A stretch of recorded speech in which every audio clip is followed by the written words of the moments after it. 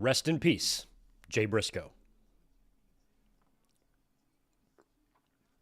What's up, guys?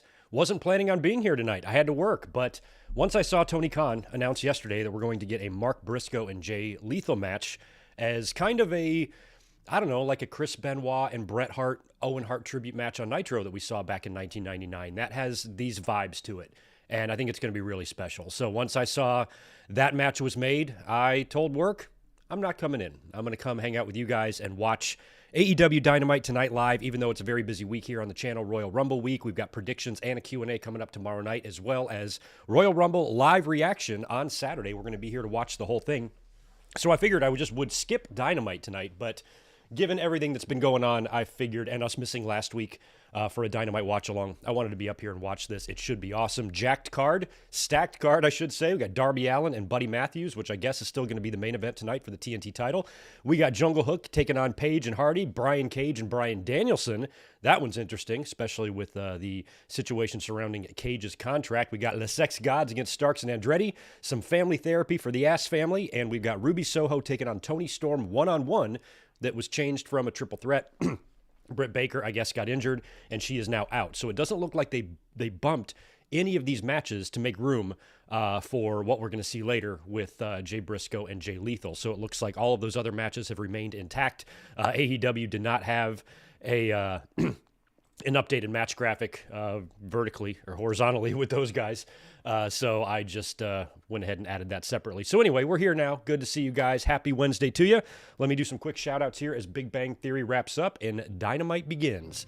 Good to see Destiny, Paul, Mike, the Juliet, Deshaun, and Zach. Some channel members in here early. Good to see you guys. Crazy J, Joe Brill, Jay Lambo, Ben Espinoza, Janine. Right on. And Dynamite is kicking off now. I have no idea if they're going to open with this match. They very well could. Not really sure. Nope. Daniel Garcia is on his way to the ring. They are in Lexington, Kentucky at the good old Rupp Arena. I know we have a few listeners at the show tonight. I think... Who do I know that's there? I know somebody that's there. I forgot who. What's going on, C-Mac? Good to see you. Yeah, this is kind of a last-minute thing. Maybe some of you aren't expecting to see me tonight here for a Wednesday watch-along, so we'll see what kind of audience we have. Thank you for the great audience we had on Monday night for Raw 30's watch-along, which was awesome. Raw did incredible numbers, 2.3 million, something like that. Fucking crazy, man. The show wasn't perfect, but I think they did an excellent job promoting it and hyping it, which I think led to the very, very high rating. Look at these new JAS red vests. Garcia not partaking. Oh, because he's not part of the tag team. Oh, somebody's was Jericho's own pants landed on his head. I'm digging the red outfits there on Les Sex Gods, looking more sexy and more godly than ever. Action Andretti, I have seen wrestle one time in my entire life, so this will be time number 2. I'm excited.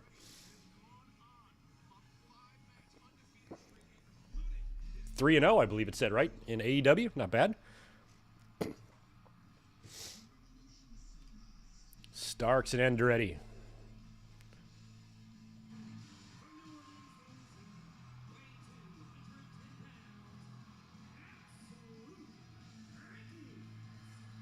He's got the pose down. That's for sure.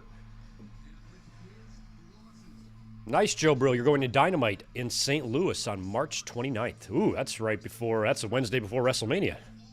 Right on. That could be a big show if AEW wants to remove a little bit of that thunder from WWE and put it on themselves.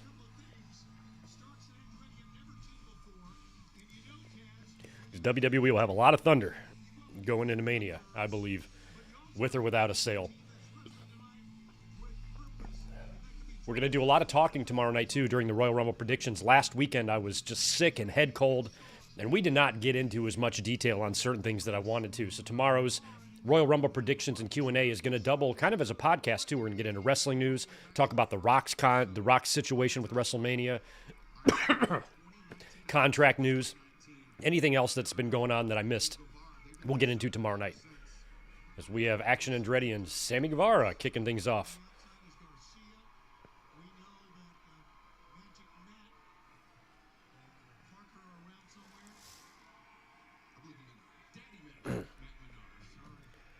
Yeah, Juliet, the match graphic there was before the announcement. And I like using the vertical ones here on the live streams. They updated the, like the 16:9, but they didn't update this one with the new match.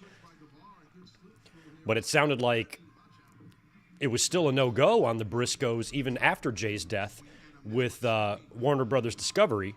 But then that apparently changed yesterday, and Tony Khan was able to announce this match, which is really awesome. Especially just hours, I think, after Meltzer was saying, oh, yeah, that's still a no-go, and then things changed. Action Andretti and Sammy getting into it.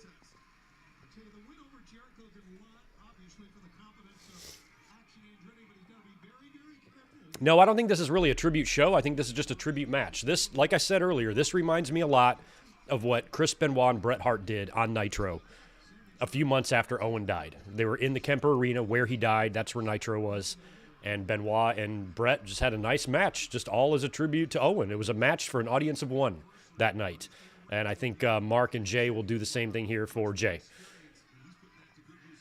Mark and Lethal, I guess I should say, will be doing the same thing for Jay.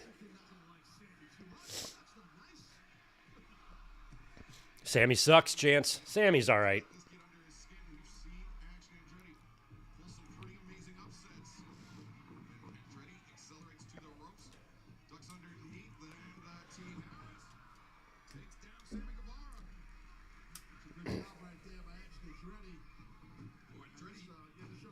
Yeah, Meltzer noted that. I mean, but he just said as of right now, it's still a no-go, and that was just like the same day as it was a go. So it changed quickly, and that's good.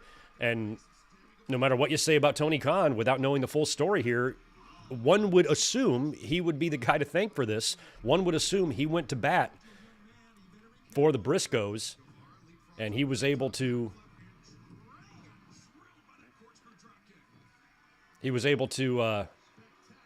change, I guess, WBD's mind, I suppose. But you get the inclination that, or you get the feeling that he hopefully pitched a fit. Because it is pretty hypocritical, especially with that god-awful show, Slap Boy or whatever.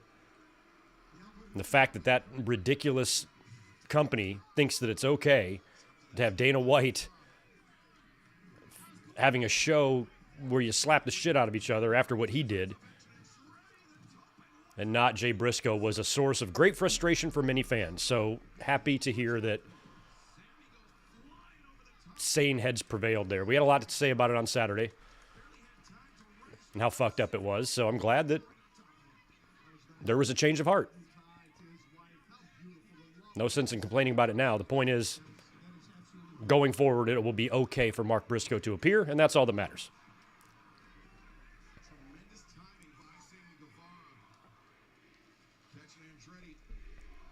We want Ricky. They really want Ricky Starks.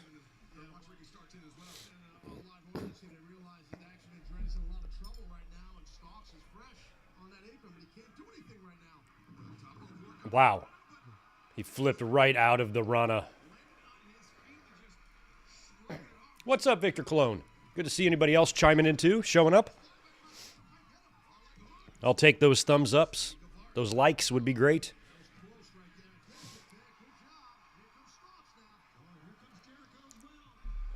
Jericho and Ricky.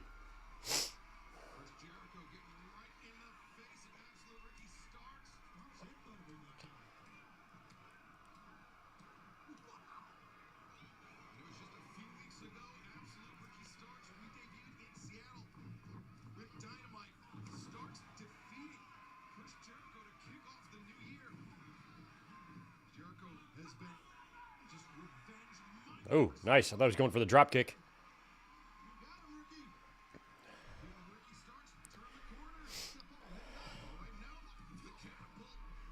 Is Mark Briscoe going to be the main event Ron? I don't know. I assumed it was going to be Darby and Buddy because that's what they've been doing. They've been doing these TNT main events lately. But I think if it's not the main event, it's the top of the second hour. It would be my guess. knowing Toni, he probably does want that to be a main event. I wouldn't be surprised. I don't know what they've announced, but I don't know if it will be the main event or not. If it is, I'm fine with it because I think it will be a lovely way to close the show. We will see, I guess. Danny, all I know, Britt is, I don't even know if her injury is kayfabe or not, but they announced that she is no longer in the triple threat, and it will now be Toni versus Ruby one-on-one. But I asked on Twitter today, I was like, have they bumped any matches? Because they already had the match card set for tonight. So I was wondering if they bumped anything to make room for Lethal and Briscoe. But apparently not. Apparently the only thing they changed was that triple threat to a one-on-one. All other matches remain intact, but I'm wondering if they had to shave some time because we have a lot of matches coming up here. We got 1, 2, 3, 4, 5, 6 matches on a 2-hour show with the segment with the Ass Boys on top of that, so it's basically 7. Not to mention commercials and all the other bullshit. It's going to be tough to squeeze it in to see if AEW can exhibit better time management than WWE did this past Monday, scrapping the cage match of all things between Becky and Bayley, which was a decision, to say the least, especially with the noticeable lack of women, especially women legends on the show. They chose to cut a match that was advertised all week and keep a match that was made impromptu with the DX and Street Profits Seth Rollins bullshit. I'm like, why didn't they just scrap that? But it is what it is. See if Tony Khan can do a better job of managing this time with what seems to be a lot on tap for today or tonight. That's a portrait. Less sex gods. Will we get an Acclaim rap tonight? I think so. I think maybe the Ass Boys could. Well, the Acclaim is going to be in there, so probably. I was not aware of Jay Briscoe's funeral arrangement, so apparently that is going to be on Sunday. Wow. It's kind of hard, like with a funeral like that, like you want to have the funeral and have closure for the family, but I mean, I hope the daughters can be there, but I don't know if they can. That was a heartbreaking picture that their mother posted of the two of them in in hospital beds holding hands, and they definitely don't look ready for travel. So if they are holding a service, I really hope they can be a part of it. And I really hope they're doing okay.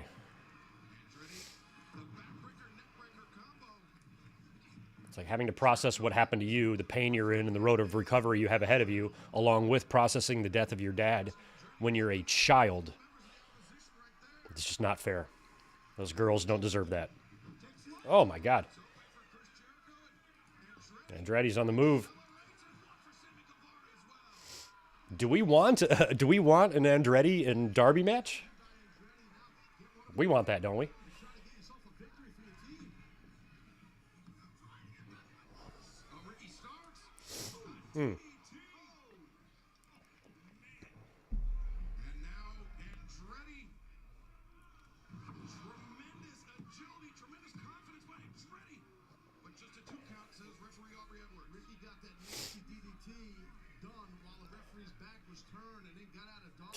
Fuck Ric Flair.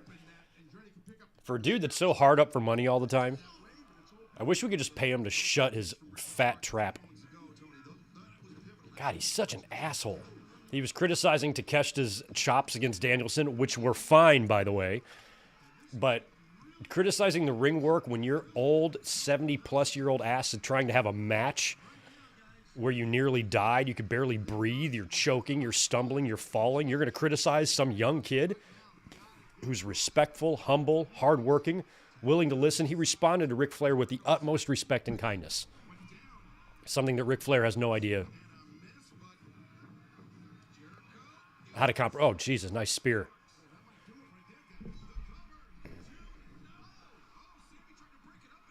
He hit his sex god partner.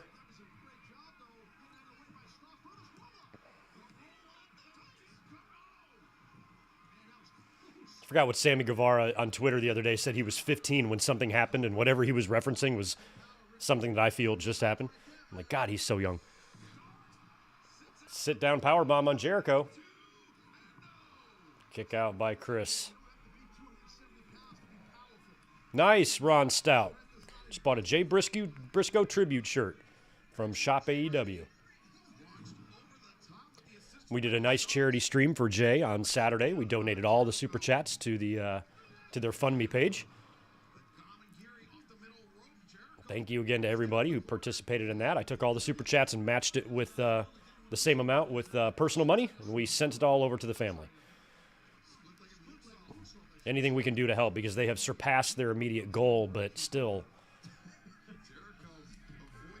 those girls have a whole life to live, of potential recovery. So we need to do what we can to help them.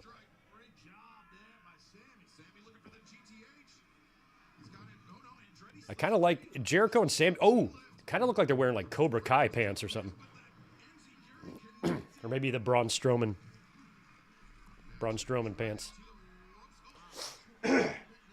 Still trying to shake this head cold. It's been a week now.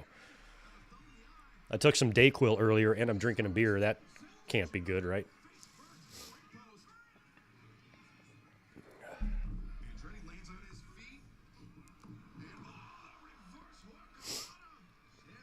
Yeah, I'll take a look at those shirts. I didn't even realize there was some out, but we could do a giveaway. We gave away 2 of the Sami Zayn T-shirts, which also went to charity. So maybe I'll pick up a couple, and we'll give them away.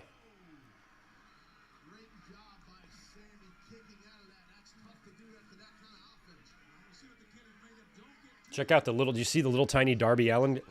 Ooh. Rochambeau on the floor to Jericho.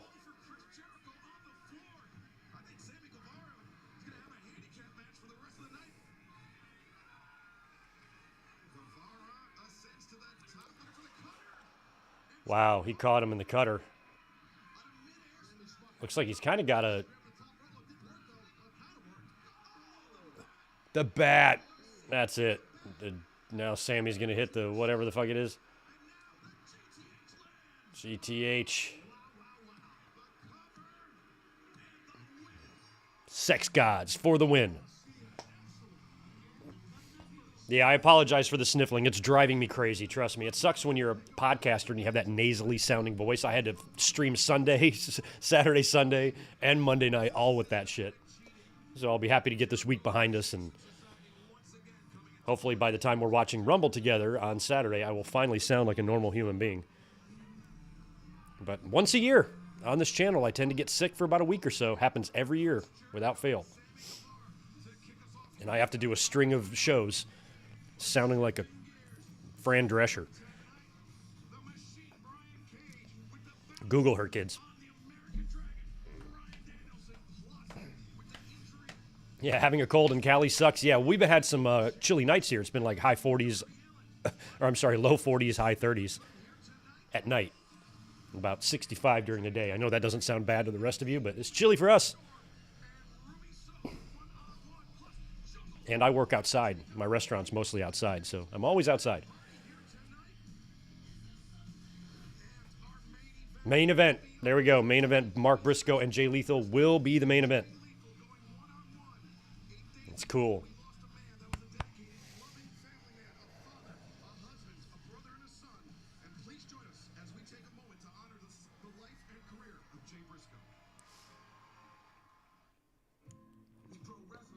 Oh, we're finally getting a little tribute to him on TV. That's good.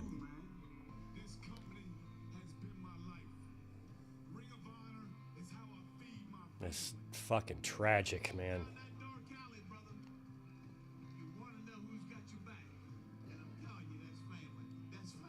They're so legit.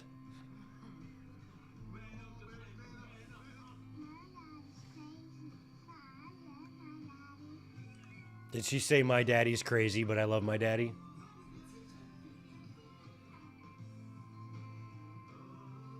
Well, she's right. Her daddy is crazy. I said even on the podcast when we were talking about Jay, I'm like, imagine being a kid and having this dude tucking you in every night, but they loved him. That's their dad, you know?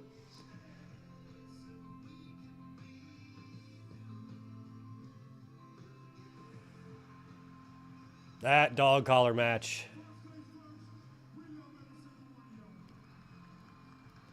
I honestly hope that it's going to be hard to find a better match than that anyway. for the rest of 2023. I kind of hope they get match of the year by default, you know. Or actually, that would have been last year, huh? Never mind. I guess that match took place in December, right? When was that dog collar match?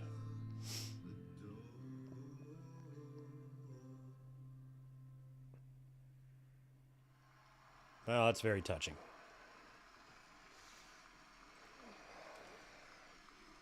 It will be a very special main event for us here tonight.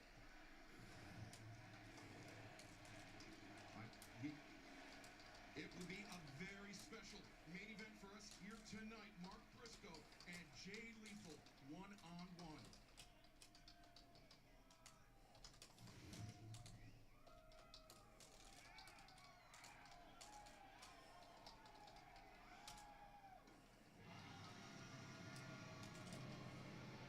Well, the action continues here on Dynamite.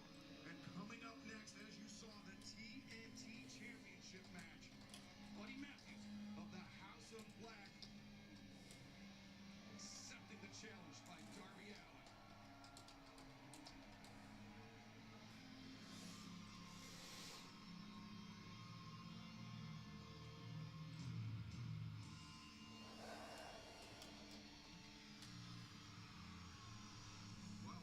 Oh, good. We getting a Malachi Black.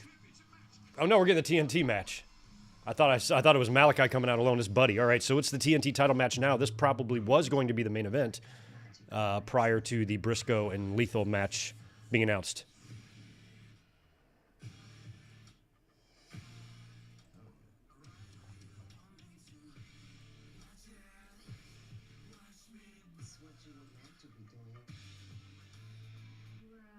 You have a nice sounding keyboard. My keyboard is a piece of shit. I just like this keyboard that I have. It's actually not even a wireless. It's my mouse is wireless, but both of my mouses are wireless. But my one keyboard here, the way it types, it's a piece of shit. It's $10, but I like it better than any. I bought this like $100 keyboard.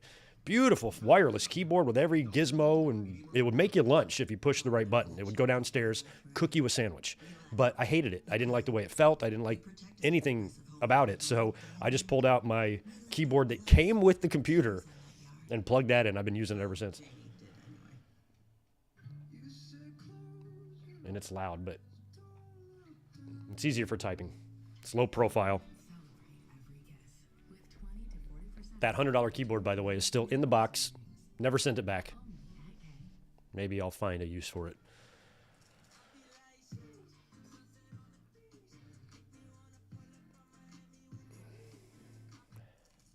Yeah, that's fine, Max. A lot of people feel that based on Ric Flair's contributions to the business that he has the right to be a dick. I just don't agree. So sorry.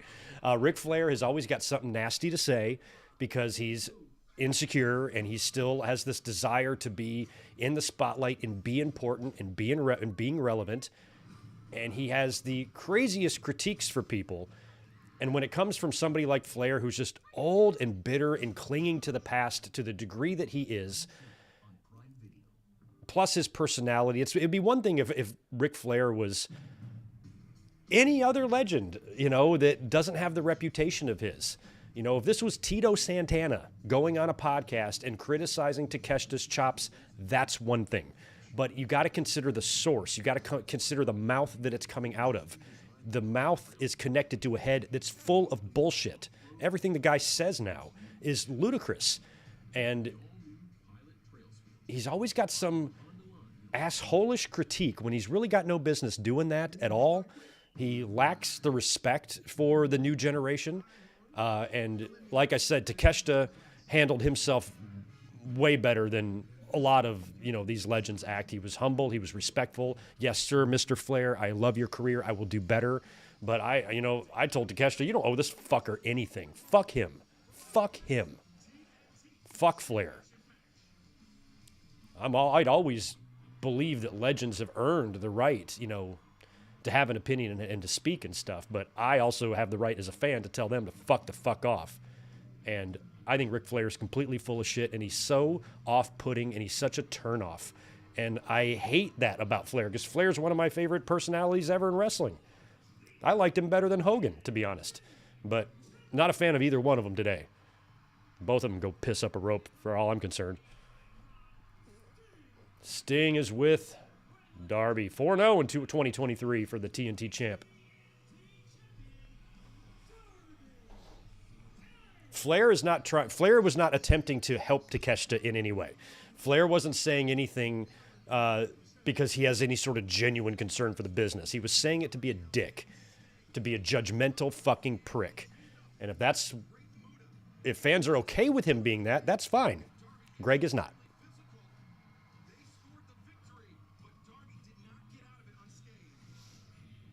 That's cool. They showed footage of that match. All right, this actually should be a good one.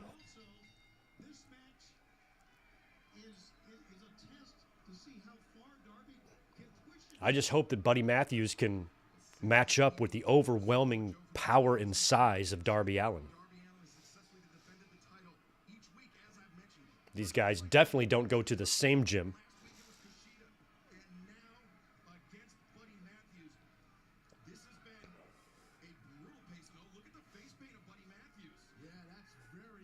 Buddy Matthews and Rhea Ripley must make interesting gym partners, to say the least. Holy shit.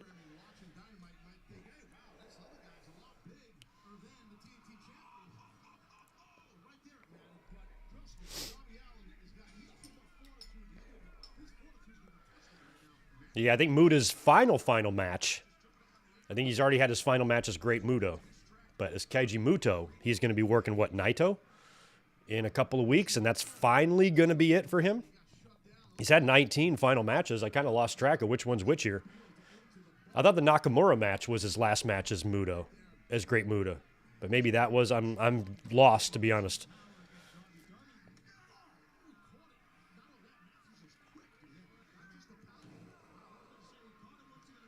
Yeah, Buddy is good. He's so good. I mean, Buddy is Darby hurt, guys? Did you see him run those ropes just then? I feel like Darby, hopefully I didn't miss that or look at that wrong.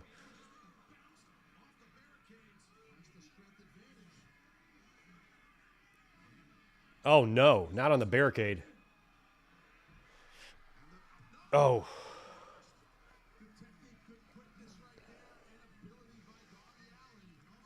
I hope Darby's all right. When he was running to do that dive, he looked like his leg buckled a little bit. I hope he doesn't have some sort of an injury. Unless he was just selling. Yeah, he's limping, but I can't tell if he's selling or what.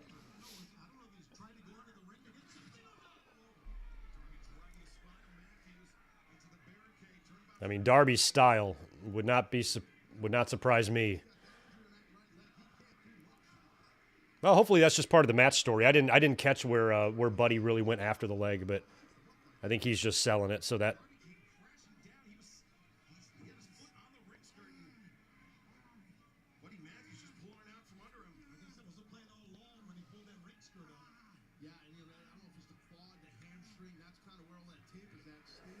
Oh, he's already got his shit taped up. All right, so Darby's probably okay. He's probably just selling some previous shit. He said on this podcast that he apologized to Becky. That's good. I did hear that he made some apologies at Raw. That's good. He should. But again, I'm not going to give Ric Flair credit for something he should do. He should have never been a little bitch about that Becky stuff. Should have shut his fucking mouth. So I'm glad that he realized that he was an idiot. And he did owe her an apology. So if Ric Flair apologized, all he did was what he was supposed to do.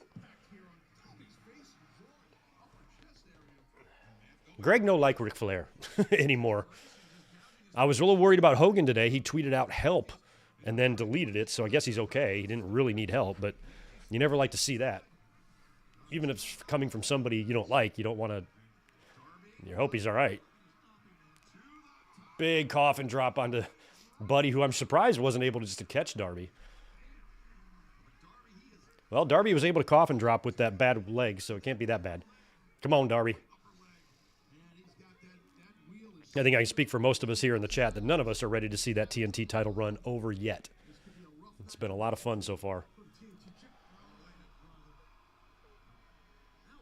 Lights are out. Lights are out. What does that mean? Ooh, it's pitch black like Mountain Dew. Who is it, Bray Wyatt? Oh, it's Brody and they lowered the lights for that? Couldn't have they just walked out there? Uh-oh, here's... Oh, it's Ortiz.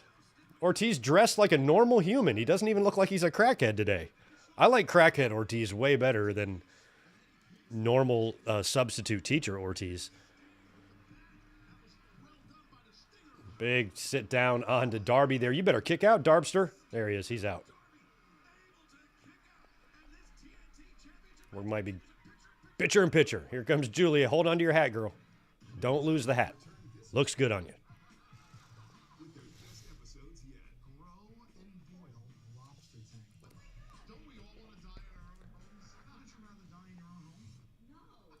We all want to die in our own homes. Yeah, I probably might want to.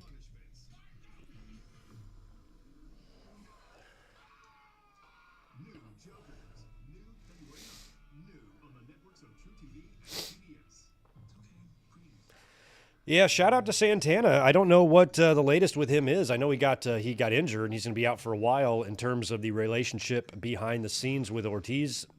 I hope that's been smoothed over. If not, that's a shame that relationship or friendship crumbled like that. Tito Santana was born on May 10th, just like you. That's good, Max. I'm glad you took the time to Google Tito Santana since I brought him up. Plus, Tito was one of my favorite wrestlers of all time, and I like to think that my cat Tito was named after him, even though he's not. Quentin Brockington, good to see you, my friend. Thanks for being here. We're currently watching Darby and Buddy Matthews in Pitcher and Pitcher on the Dynamites, for those just tuning in. 1 minute past the bottom of the hour. Do I like Undertaker's old music? Yeah, I mean his original music? Yes. Of course I do. I'm not a fan of American Badass. I much prefer Sad But True. Fuck Kid Rock. But I did like all of his Jim Johnston themes, and I think my favorite, not gonna lie, Undertaker theme is the one that's on Volume 3. The one that he used in like 98, like mid-98. It was just a short-lived theme because he had his regular Undertaker music, his Graveyard Symphony, through WrestleMania and beyond. And then I think it was somewhere around the summer, like leading up to the Highway to Hell, where they changed it. And it would remain that until Ministry, and then they kind of made a different version of that for the Ministry. So the theme that I liked that's on Volume 3, I don't think he used more than 6 months, but it's been my favorite Undertaker theme that he's ever had.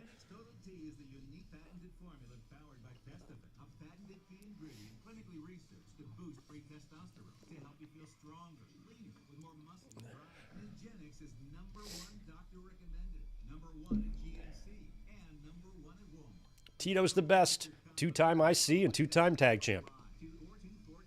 He actually had a decent resume because back then in those days in the 80s, belts didn't change hands all the time. So for him to be a 4-time champion in the company, I think 4, maybe 5.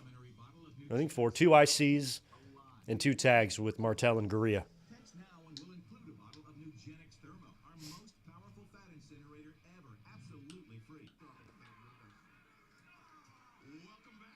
All right, we're back. Full pitcher.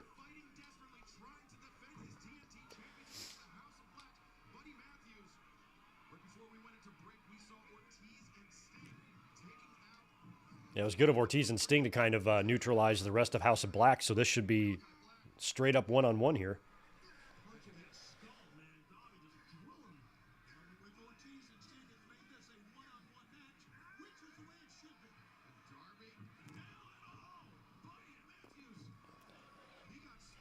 Buddy is still with Rhea Ripley as far as I know. Darby, I know back in the day was with Priscilla Kelly, but I don't think him and Gigi are together anymore. Remember how small she used to be?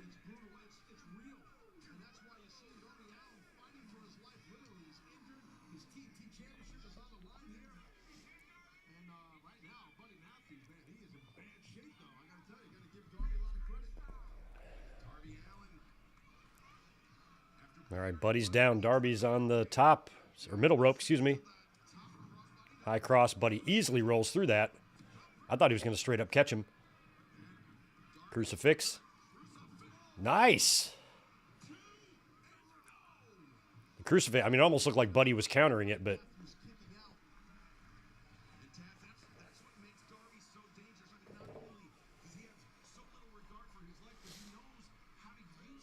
oh, that's cool. Eddie Kingston tweeted that he's going to pull out of a couple of European dates to attend Jay Briscoe's funeral. That's understood. Anybody wants to do that.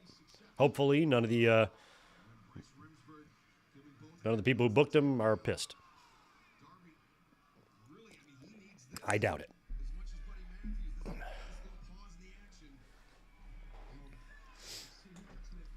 Raw 30 was just okay to me. It was a good show. It was still fun, but I think they had some issues timing it. I think the way that the match they chose to change, I think kind of has a dark cloud over it. Like, it was just really bizarre since that was one of the only matches, one of two matches, big ones that they advertised for the show. And of all the other time they could have cut from the show, they chose that. It's odd. But I think, the use of the legends was better. DX backing off Gunther was the right thing to do. Undertaker passing the torch to Bray. Oh, stomp. Holy shit. Oh, I thought we might actually get a finish there.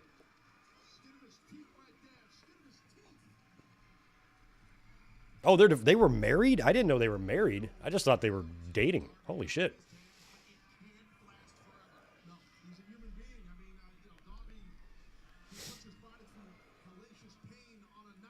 What did The Undertaker say to Bray? Never trust a big butt and a smile. It's good advice.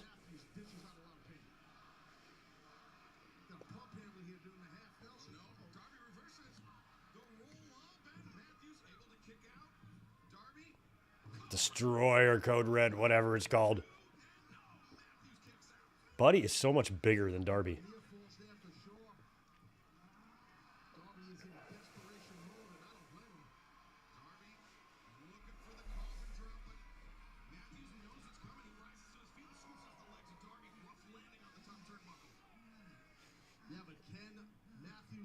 What's up, Raph man? Good to see you. I'm doing great.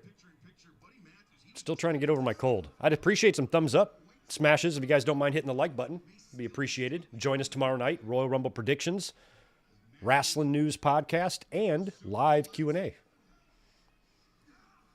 Join us tomorrow and ask your questions in the chat, or you can send them over to my email, and I'll dump them in a document and knock them out one at a time. Jesus Christ. I don't know what they were going for. Oh, that was an offensive move by Darby? I couldn't even tell.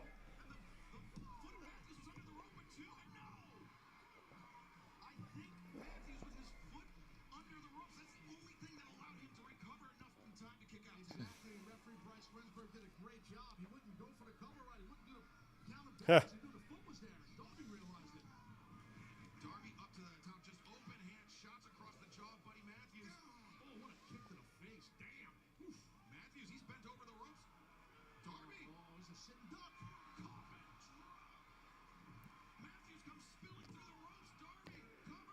He got him. Wow. I wasn't sure. He hit him with a coffin drop while he was draped on the ropes. That was the finish. Cool. That was a hard one for Darby. I mean, he was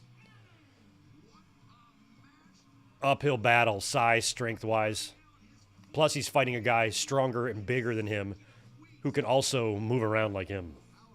He doesn't even have that to his advantage, you know? Nice. Matthews hung up there. Good move by Darby to kind of tuck him in and get him pinned. Hold him down, hold his hands. Yeah. Tony's like, I'm going to try to get an interview with this dead carcass in the ring here. You all right?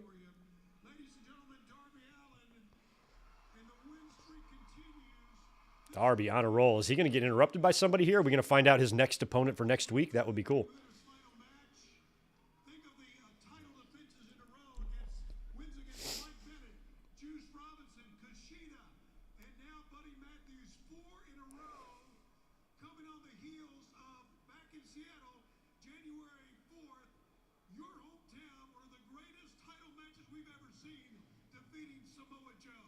That was a great match. Oh, Joe's back. Little dead boy. It said in the kingdoms of old, crimes of theft were punished by having your hand cut off. But in my kingdom, Darby, in the kingdom of the one true king of television, I'm coming to take everything from you. Well, we're going to get this match again, huh? Understand that gold you wear around your shoulder, what you stole from me, How did he steal it? He beat you clean as a whistle, JoJo. right. Know this. I am coming to take back what's mine. Oh, you are you? Will not be usurped by a man like you. You're like a lineman who got beat up by an 8th grader. Fuck off, Joe. Winning that championship is the greatest mistake of your career. The king. Man, I'd love to see a rubber match between Samoa Joe and Darby Allin with the TNT Championship on the line. But just a few weeks ago, Adam Cole made his very emotional Yeah, Joe, you should retract that message. Stop listening to people who are shaping your brain that way. There was nothing at all wrong with that match. It was fabulous. Stop listening to those people because they're perverting your brain into worrying about something that has always been choreographed since the beginning of time. Is choreographed. Wrestling's fake. I'm not sure if you knew that. We know it. We get it. Stop trying to be an expert. You know not what you say. Complaining about selling and choreographed matches, it's a stupid person's idea of a smart thing to say. Just watch wrestling, enjoy it, shut the fuck up. It's not hard.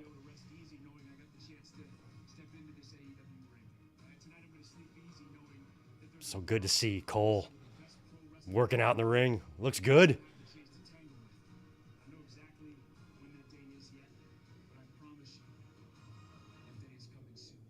All right, Revolution looks to be where Adam Cole is coming back, but I kind of think that's too long. I mean, he was just going through his routine there saying, I'm not sure when that day's going to be, but I'm working hard to come back. I was kind of hoping that when he returned in LA that, boom, he's back, hit the ground running. But maybe not. We might have to wait a full month and a half until we get Cole back in the ring, which means he's probably not going to even kick off his feud until mid-February. 3-4 weeks out of Revolution, they'll probably have him begin his program.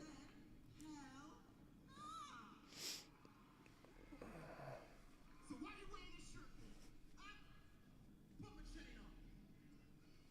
Oh, let me put it in a way you will understand. Every wrestling belt behind me was bought in my 20s and 30s. Try again, Joe Shitley. You suck. You're in the wrong neighborhood, little boy.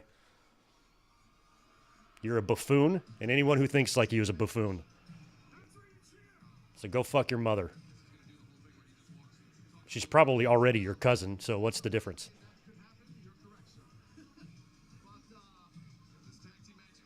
Is Matt kind of twitching? Are we going to get, are we going Woken?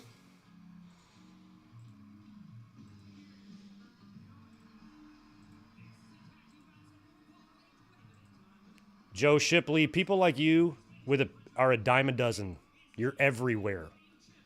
You're not original. You're not smart. And you have nothing to offer anything or anyone. So goodbye.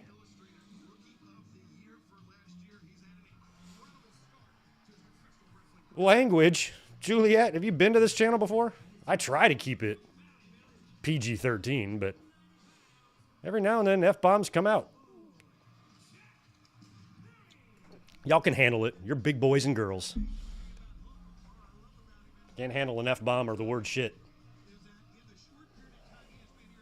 You got way bigger problems.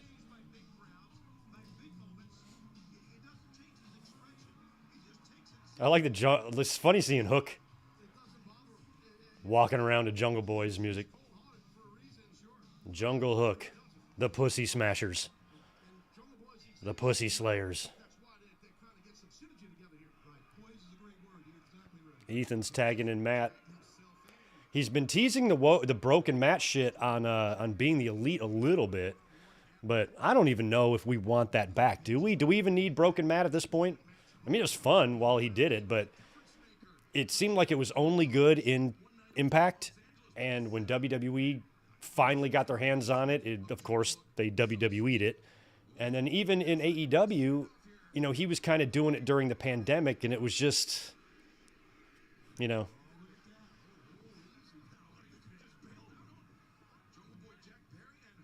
I mean, that shit was weird enough in 2016. I don't know. Wow, Hook going after Ethan Page, who's much larger.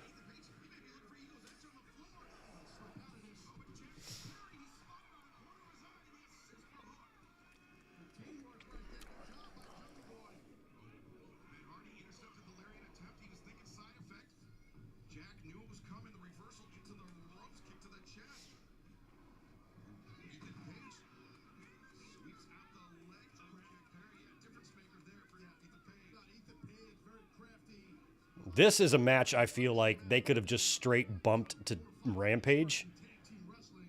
But I guess they think they're going to get everything in. I mean, shit, it's only 45 past the hour, but we still got to do Ruby and Toni.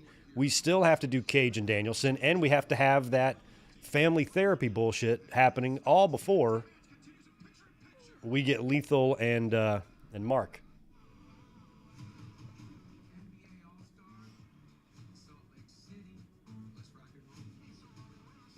And I'm kind of curious what they're going to do in the main event, like when we get to the finish. I'm assuming Mark's going to win, obviously. I don't know if he's going to be joined by the roster or if it's going to be just him and Jay Lethal moment in there, because I think even though Lethal's got the history with them and stuff, there's a lot of people in the locker room that do too. You know, you'd wonder if FTR would come out or something like that. So I think it would be cool if there was some sort of a gathering of talent in the ring, all of whom had some sort of a relationship or a history, whether it be personal or in front of the camera. With Jay would be a cool way to end the show, I think. But we'll see. We will see. YouTube don't like bad language. Fuck YouTube.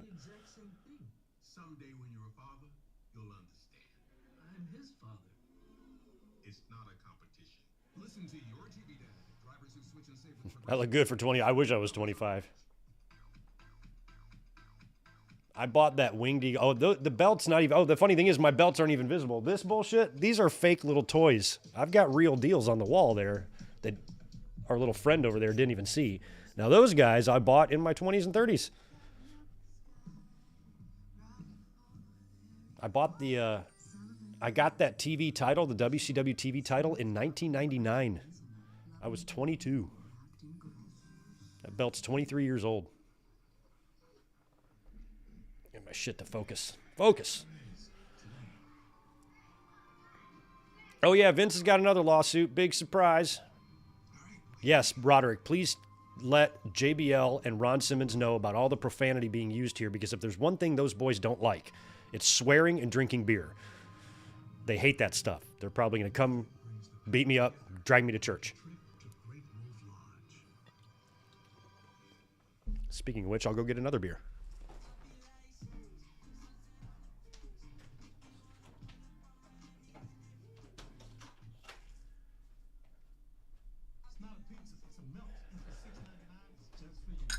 Yeah, he had the nerve to call me 50. I'm 50.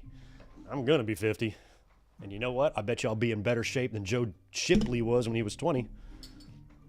Let's run a mile. Let's see who comes first. I bet you I will.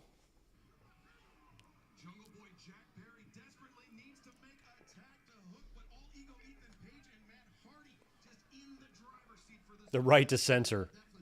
I heard the right to censor's music many times in person, and it is piercing to the eardrums. I hated it. You'd be in your seat, and I'm like, will you turn this shit off? I love that I'm very concerned about AEW's time tonight. I'm worried that they're not going to get it all in, but I guess they've got it all figured out. Jack disposing of Matt. Tag to Hook, and it's Hook and Ethan. Damn, Hook comes in hard. Wow.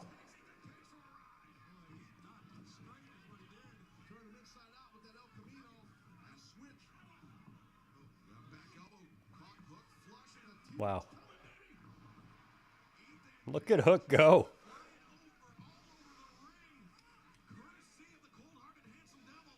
The cold-hearted, handsome devil. There's so few of us. Oh, look out, Hook.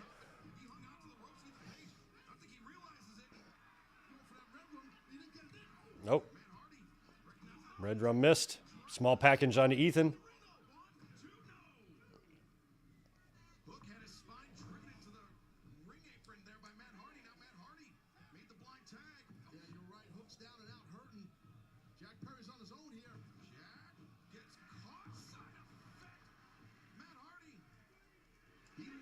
Delete. I'm curious with the Ruby and Toni Storm later if they're just going to book that, like have a Saraya interference and a Toni Storm victory type of thing.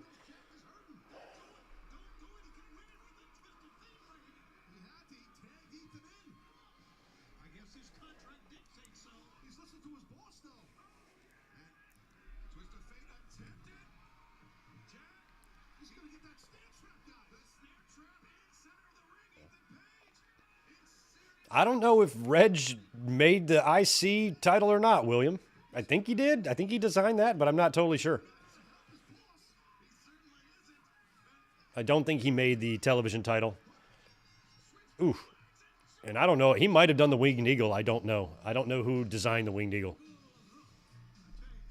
All right, we got the snare trap tap out, by the way, there. And the Pussy Slayers are victorious. Are Danhausen and Hook still friends? They're cool with each other, right? Just Hook has just moved on to other relationships.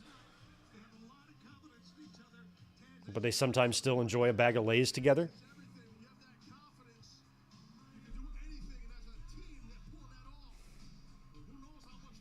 APA, DJ Solo, always practice abstinence. That would be funny. Well, I guess they've already done that gimmick. They already had the Godfather be the good father. But if APA, back in the day before they retired, became straight edge or something, I guess that would have been already done, so it would have been a rehash, but would have been funny. You shouldn't drink beer and gamble and say swear words, because that's bad. Just listening to Ron Simmons trying to explain to me why that's bad would be a treat.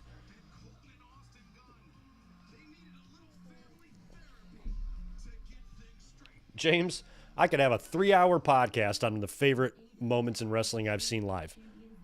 Why don't we just start with Hulk Hogan slamming Andre at WrestleMania 3? I guess that would be me being as I called this, but let's address the issue of when did you two become so entitled and just spoiled brats? Yeah, when did you guys become spoiled brats? So family therapy is not in the ring. That's good. This will cut time. You were on the road 320 days out the year. That dream of the tag team titles that you experienced with them was supposed to be with us. Yeah. You ditched us. Yeah, Dad. We always come second to you. When are we going to be first? Never. I think you two are the biggest pieces of shit I've ever met in my life. I think you two, and I mean that. I think you two are the biggest pieces of shit. Had the opportunity to mend that. Especially the guy in the black. What's with the... He's doing that look I hate. The pants and the no socks and the deal. Look at that. Look how ridiculous that looks. Aren't you cold, bro? It's fucking January. Ain't you got cold ankles? Yeah, honestly, I got no sympathy for you guys. You think you can be the Acclaim, you want to be the champions, but you can't do what we do. You three together, you would have been fine, but you wouldn't have been what this is now. You wouldn't have the top seat. Yeah, that's funny coming exactly from you. Who helped you? When your partner was in a wheelchair, we were the ones that helped. And in your rap, you call us ass boys. We were supposed to be friends. And then when In your rap, you call us Ass Boy. You are Ass Boys. That's your name, isn't it? with a crutch, and Ass Boys. we don't. It's our fault. Don't reshape history, guys. Yeah, that's what that's the max level when you call us ass boys. Ass Boys. You are Ass Boys. I don't know what the problem is. Get both points. You should run with that. You guys just took the easy way out. Your dad got over as Mr. Ass. Sons are your failures as a father. Okay, hold on. This has to get resolved. This is too much. Billy's right. Basically just can't handle this. So what is it that you want? What will make you happy? Those, the belts. We want them. The therapist. The belts. Are they going to belt up the Ass Boys? So what are they going to do, guys? Is it going to eventually culminate in a Ass Boys versus Acclaimed tag team title match and Billy turns? That's what they do, right? That's what they do? I got to remember, this is not WWE. This is AEW. So they haven't really developed a clear-cut way of how they think yet. But I feel like that's what they'll probably do. Who won the last election? I'm sorry, I did. If we don't have free speech, we have nothing. I know you want us to live in this world of rational thinking. Good luck with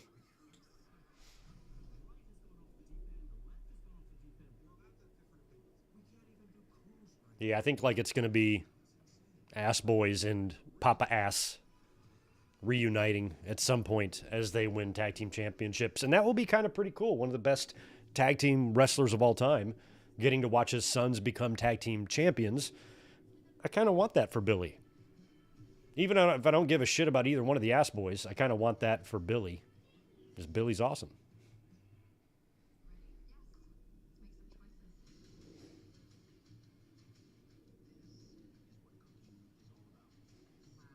I remember as a Smarky fan back in the day, not having a lot of respect for him. Not that I didn't like him, but in terms of like how many good wrestlers there were. I remember when the Radicals came in. And now you've got Jericho and Taz, and you've got Eddie, and you've got Benoit, Malenko, and Saturn, and you're starting to get all this great talent. And I was like, what would be the point of even pushing Billy Gunn at this point? Like, who needs him? You know, look at all these great wrestlers they have there, and especially the Mr. Ass days were over. And I just never thought he was good as any of those guys, or as good as any of those guys. But Billy still found a way to remain important no matter what chapter of his career he was in. And I grew out of that opinion of him. I wound up kind of feeling the opposite, where I think that he actually deserves a lot of credit for the career that he had, because he had so many different chapters and he changed a lot. And some of the best ever went through multiple changes. The Jerichos and the Undertakers and guys like that went through multiple reinventions to keep themselves relevant. And Billy is one of those guys. He's had several different versions of himself. Smoking Gun Cowboy, Rockabilly, Juvenile Mr. Ass, Life Partner, Billy and Chuck. He was the one for a while, the only one, apparently. What else did he do? Then he went on to rehash his Outlaws team with Road Dogg and TNA. Comes back to WWE as a coach. Moves on to AEW to coach and wrestle alongside his sons. It's a fucking career right there is what that is. Billy Gunn's the man.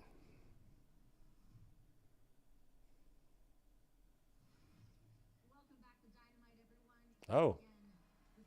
Hangman and Renee. Last week you and I spoke, and something has been sitting with me since then. When I asked you what was next for you, and you gave a very vague response. I was wondering if you could be a little bit more specific about what you're looking to accomplish next. You know, sometimes you ask questions that we really don't want to answer.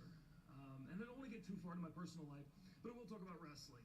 And the more that I try to look forward, I can't help but see back to Ohio, where this kind of started with me and John. And I know that right now, me and John, we're 1-1. And I know that next week we're in Dayton, right? Oh, Dayton. So what's next for me? The next thing that I'd like to try to do would be the impossible. And that's to knock out Jon Moxley in Ohio. Hey man, Ooh. you got one thing right. It is going to be impossible for you to knock What's out up, Jon Wheeler? Moxley in Dayton, Ohio. And even though he's not cleared tonight, he'll be ready. And he accepts your challenge. Look at Renee. Renee couldn't have told Hangman this. Wheeler, you had to butt in. A lot about a guy who's not medically cleared yet. So how about you fight me this Friday on Rampage? Okay, I was about to say, you guys have no time to do this tonight. So Rampage it is. Cool. Wheeler, I have a question for you. Page in Utah. Why do you think what Utah. happened to John Get me two. isn't going to happen to you too? See you Friday. Oh, enough with the concussion shit. Jesus. Guys, see you back to Renee's like, I'll pass that along to John tonight. Official Jon Moxley Hangman next Wednesday night on Dynamite, but first he'll have Yeah, Paige and Mox again. You did, Terry Allen. I'm sorry. I saw it, and I kept telling myself, make sure you answer Terry's super chat. and then I got distracted because we're watching wrestling. Terry, I'm sorry. Let me cruise up here and find that. 1 second. As Danielson makes his way to the ring. Thank you earlier for that $5. I meant to mention that. I was even thinking of a response and then lost my train of thought. Anyway, though you are not a gamer, John Cena was on the cover of WWE 2K23 is really wonderful. Your thoughts? Will you watch some gameplay? I did see the cover. I thought it's a bold strategy. I mean, the cover is just a 2K23 logo. They're just going with that. It's an interesting strategy. Hopefully it will not prove costly. But, yeah, I do think Cena being on it, honestly, is kind of cool. In terms of watching some gameplay, I think I'll just see it without really searching it out. I'm usually able to see what people say about these video games every year just on social media because of the people I follow or the people who follow me, and knowing that also that I'm in the minority in the wrestling fan community as someone who doesn't play games, because I'm one of the only people that doesn't. So everybody else is full-blown into that and dialed into games and that shit. So it's hard to avoid it. So I will see. Brian Cage looks awesome.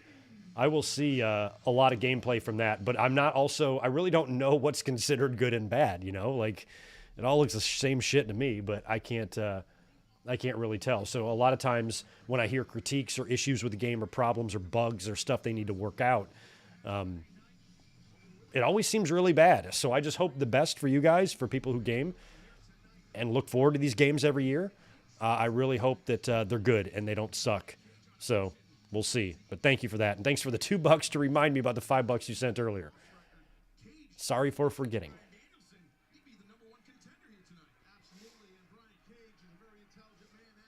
I haven't played any video games in a long time. I've got a retro video game set up here. I've got a lot of NES games, Sega Genesis games. I've got, all the Marios and the Contras and the Pro Wrestlings and all that shit. I've got NBA Jam on Sega. I've got a Retron 5 where I can play old school games. I've got an Atari Flashback with all the Atari games I played as a kid. But I have not fired any of those up in quite some time. My free time usually is consumed by YouTube.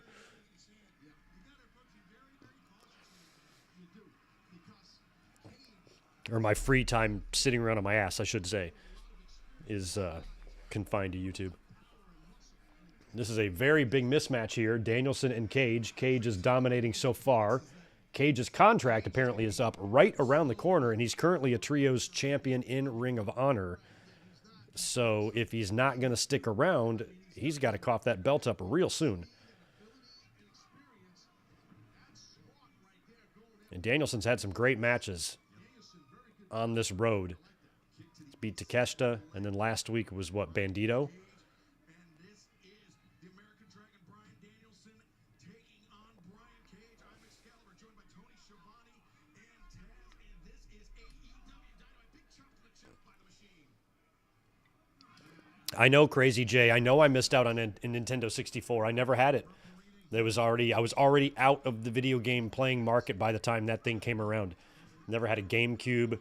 I did for a short time have a PlayStation, and the only reason I bought the PlayStation was because I was curious about the WWE games or something like that, and I got a PlayStation, and I never played it. I bought Raw is War for that. It would have been like 1998, and that was the one game I bought. I played it a little and never played it, and finally I had the PlayStation for about 3 years, probably fired it up 5 times to play it. And I just took it into a game store and sold it. I had no use for it. Got rid of it. That's intriguing to me. Yeah, Cage able to eat those elbows, and now Danielson, though. I was working full-time, going to wrestling shows, super into wrestling. I had no time for anything else like that. So video games just never... Plus, when you're young, 18, 19, 20, 21, living on your own, living in an apartment, paying your own rent, you can't afford video games. So that's when the Nintendo 64 was out, when I was those ages. So it just wasn't a priority to me. Car insurance was a priority.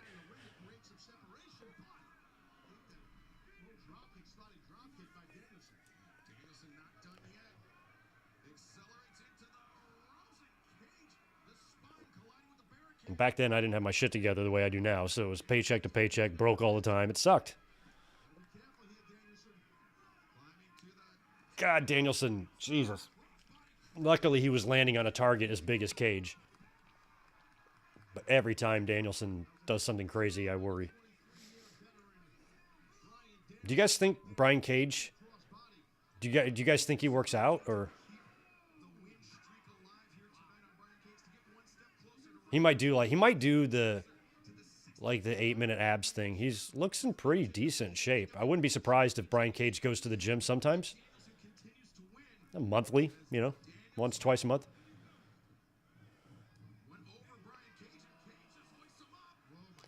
Jesus Christ, that was a press slam into the turnbuckles, which is something I don't know if I've really seen before, to be honest.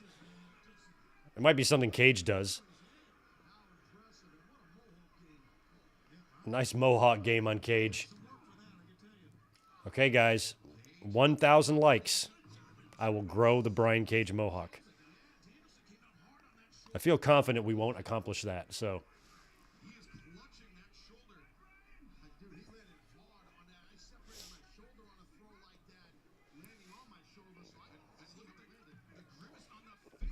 Are there more important things than money? Yeah, video games, apparently.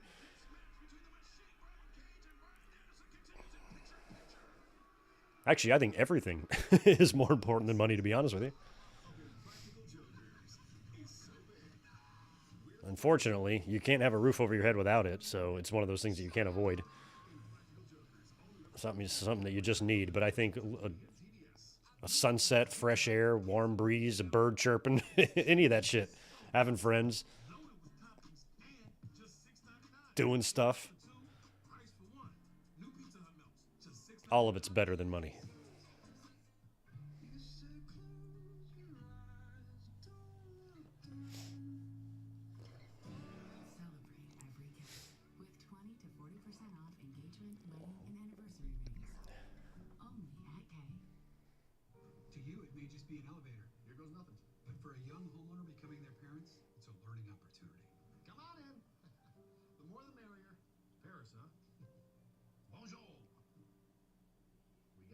I don't know. That's not an accusation I'm going to ever make on Cage unless we have some past evidence of that. Okay, so everyone else is facing this way? Progressive can't save you from becoming your parents, but we can save you money. Like, some guys are just super jacked, Doesn't automatically mean what you think it means, but I think in today's business, there's no reason to be overly jacked and big, because you don't need to be that to be successful anymore. I think the big reason people used roids in the 80s was because everything was big. The bigger and more freakish you looked, the better your options were. You don't have to do that now. Look at the match we just saw with Darby Allin as one of the top stars in the business. What is he, $130? Jesus. There's no reason that you would need to be like that in order to elevate your career. So I don't think it makes any sense for wrestlers to do steroids anymore. I think really, really good dieting and dedication and exercising and working out and a routine and a regimen, access to the best food, access to the best gym equipment, personal trainers.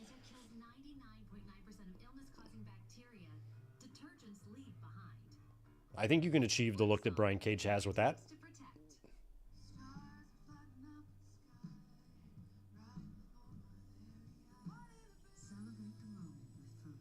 Yeah, I mean, to be that jacked to the degree that Cage is, where he's got Lawler always said he's got muscles in places that I don't even have places, and he's right, because it's coming out of everywhere, But once it is an addiction, because I've worked. Even in the restaurant business, I've worked with a few gym rats, and I've worked with one girl who was a crazy competitive fitness model. And she went from like a nice, like what you would see like in a swimsuit catalog to Brian Cage in like 2.5 years. And she was obsessed. She became unrecognizable. She was so jacked. She didn't do any steroids, but she just became obsessed with becoming more jacked, more chiseled. She would eat so incredibly rigidly and and disciplined and just little bits of rice and all this stuff. And she would spray tan. And she was just so obsessed with the look and every little single thing being perfect. And it was literally an obsession. I've never seen anybody more obsessed than I saw this girl that I worked with probably 15 years ago. And it was crazy. In such a short amount of time, she completely looked like a different person. Like that you did not recognize the two of them if they were standing next to each other. So there is an ego there, and I think people who get into that and get so addicted to the change and how good they look and the body transformation, they can't get enough. And that's not a bad addiction to have, wanting to be in great shape. So there are worse addictions. So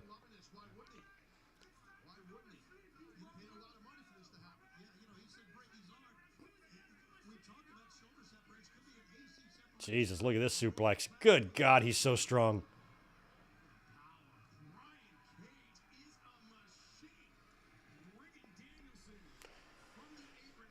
Yeah, this person I was talking about wasn't necessarily big. It was just how defined and ripped she was. She got bigger. She didn't get as big as Cage. I'm just saying, like, how, just how freakishly he looks, just with the muscles and the definition and everything. She had, you could see every little muscle doing its own thing. It was just crazy. It was just so crazy.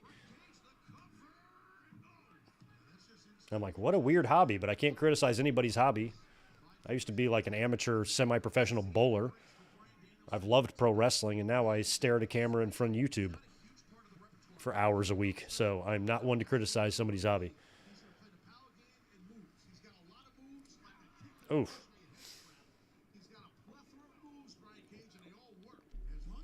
God, Danielson, is in an awkward spot there. Please be careful with him, Brian Cage. Jesus, please be careful with Danielson. Unless Danielson's going to counter this. Maybe he will. I don't even please don't do a Spanish fly or something. Tell me they're not going to Spanish fly. Okay.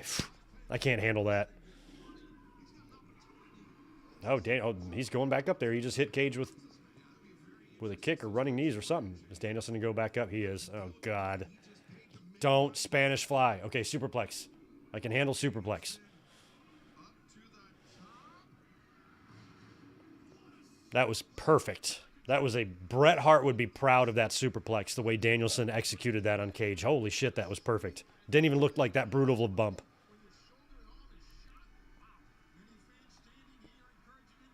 That was a Bret suplex.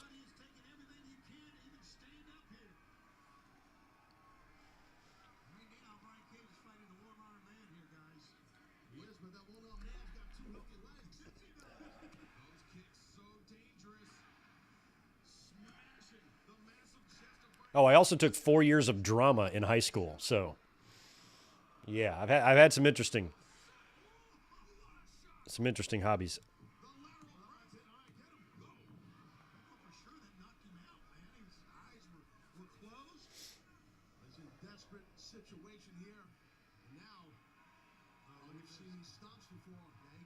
Jesus. He can't even...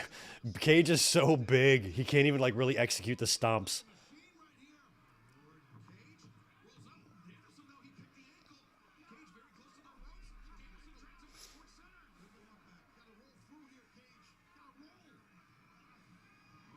Oh, nice. Nice suplex like that. Oh, Cage no-sold it.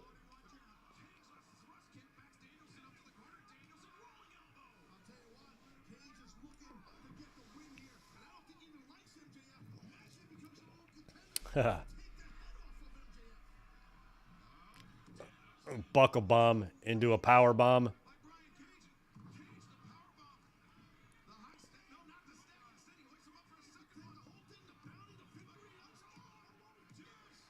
Got him with a roll up. That was a good way to book the finish, because I knew Brian Cage was going to take the loss here, but I'm glad it was kind of a roll up situation, since Danielson was so ridiculously outmatched power-wise. Well, best of luck to Brian Cage, who attacks Danielson after the match to whatever he's going to be doing. Word of his contract coming up soon has been going around. Currently a six-man champion in Ring of Honor. And now he is going for the post-match beatdown on Danielson. Oh, and he hit. Danielson already had the bum shoulder. So Cage hits his finish. Here comes MJF. It's the champ, who has not defended that title. He has not even wrestled since winning that title. Is that correct? Jesus, yo, chill, bro.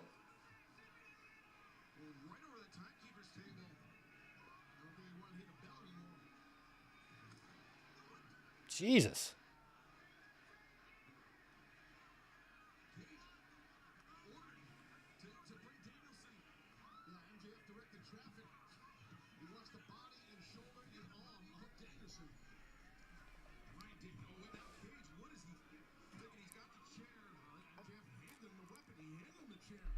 Oh, he's going to Pillmanize his arm in the chair.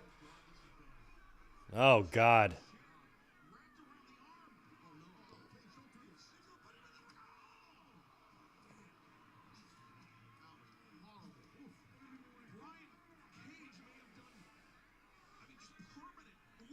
I used to have a bad shoulder injury, and it caused so much pain for me for a couple of years. Glad those days are over. It was so rough, but you can't do anything with like an injured shoulder. It's just much less fight a prick like MJF. Ugh. Jeez. And now he's beating the hell out of Danielson.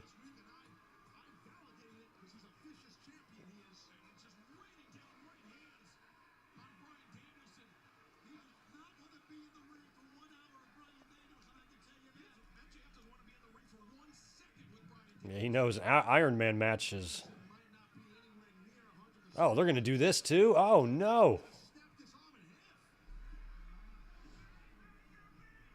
Man, it's funny. We're not far from where they're in Lexington.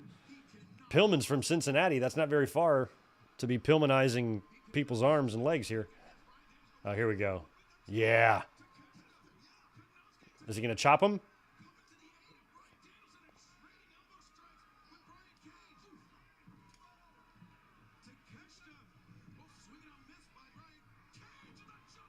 Jumping knee. Looked okay.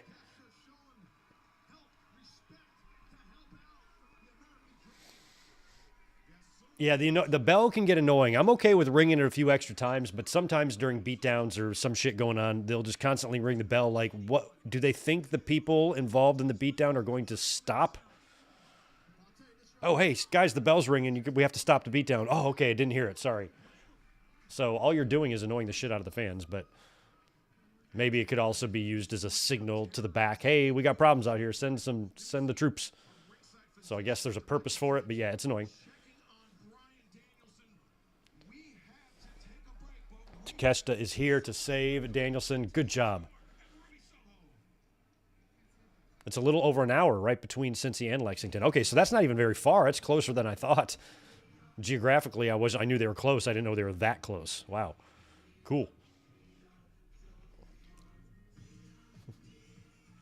They called Greg the ace when he was on the lanes. I was usually the anchor man when we played in teams. But I had a lot of good bowlers, especially youth bowlers that I was friends with and stuff. Some of them were so good. I'm proud to say that I was top of my class. I was very good.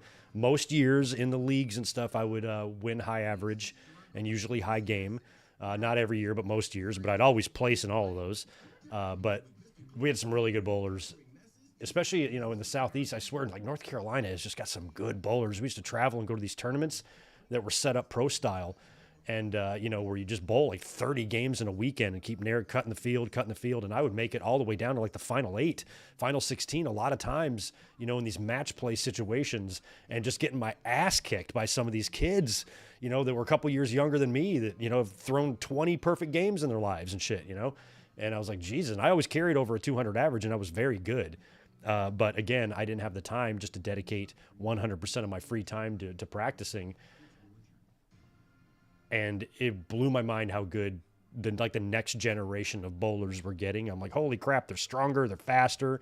And so I had to keep up, and I was still very, very good all the way up until my early 30s. And then I finally retired for good just because of the shoulder and other shit. So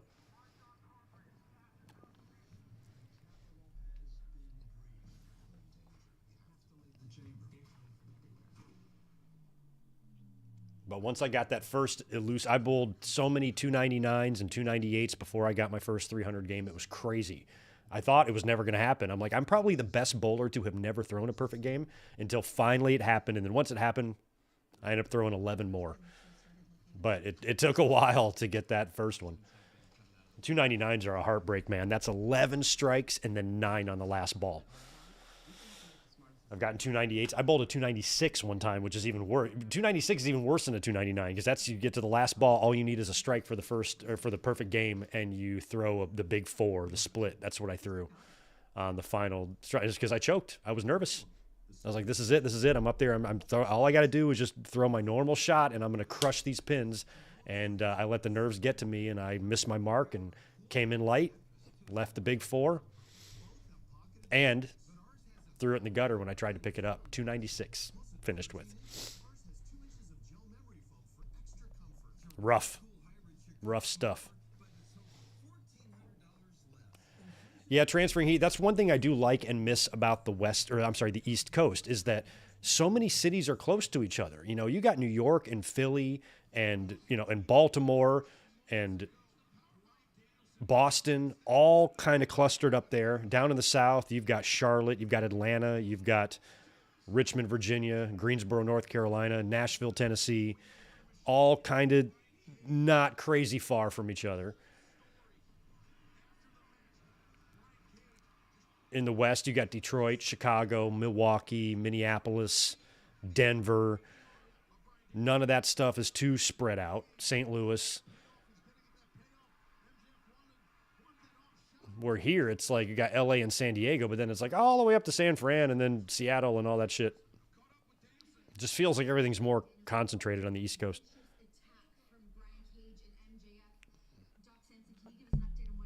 Samson, how's Danielson? I need to talk to Samson. Mean for Brian's immediate future. In my medical opinion, I think. I don't care what you think. Can I wrestle or can I not wrestle? I don't care what you think, Samson. Can I not wrestle? We're talking about this. No. Yes, I can. Yes, I can.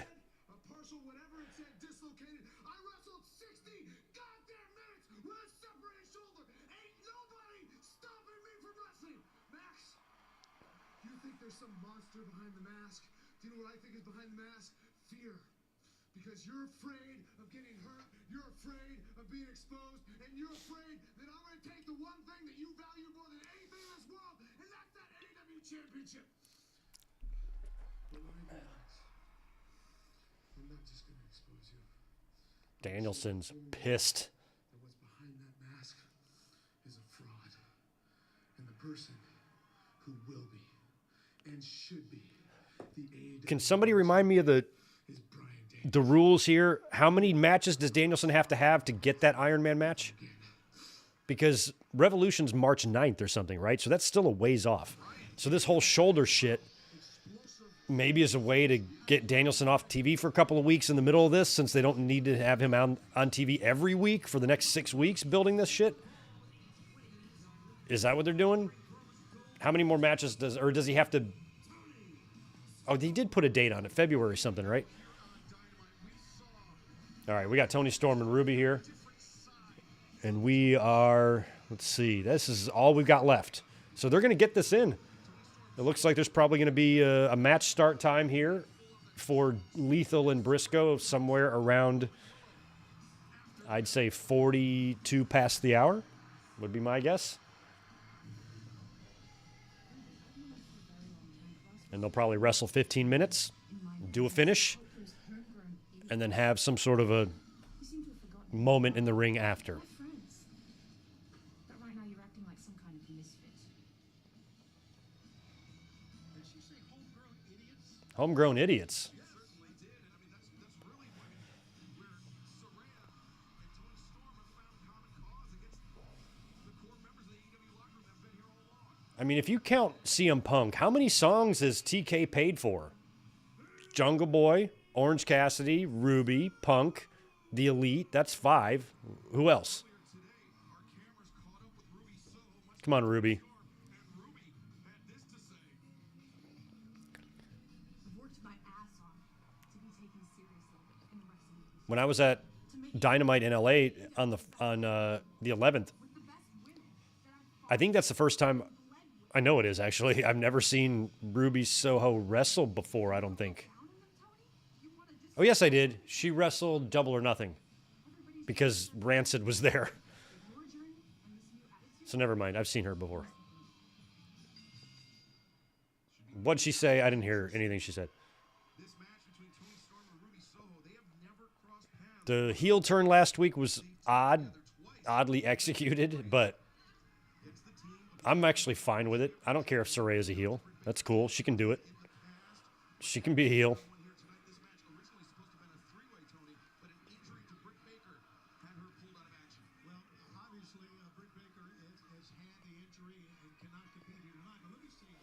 Oh, Wild Thing. That's true. Although there's a different... That's a different version that Moxley's using, I think, right?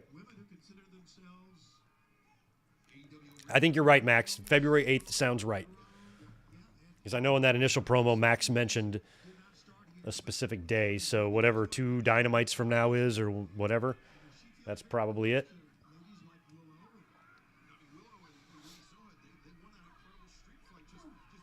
Oh, yeah. OVW alum from, Ruby.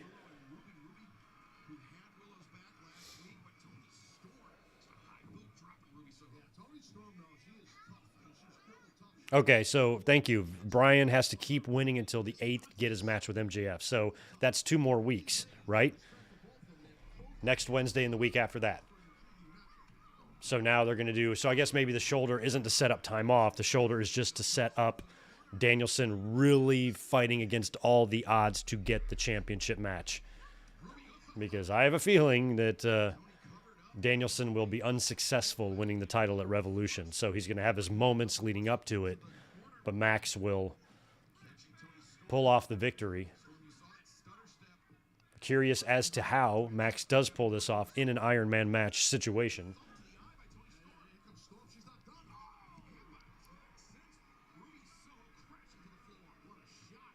I think it's possible that MJF could, kind of use some of that creativity that he's been known for to come up with an idea, a trick, a strategy, a hustle to get some sort of an unfair advantage in the Iron Man match. Whether that's at the end of the match or at the beginning of the match, or he does something to where he might chloroform Danielson behind the referee's back and then he can pin him 6 times in the ring and take a 6-0 lead.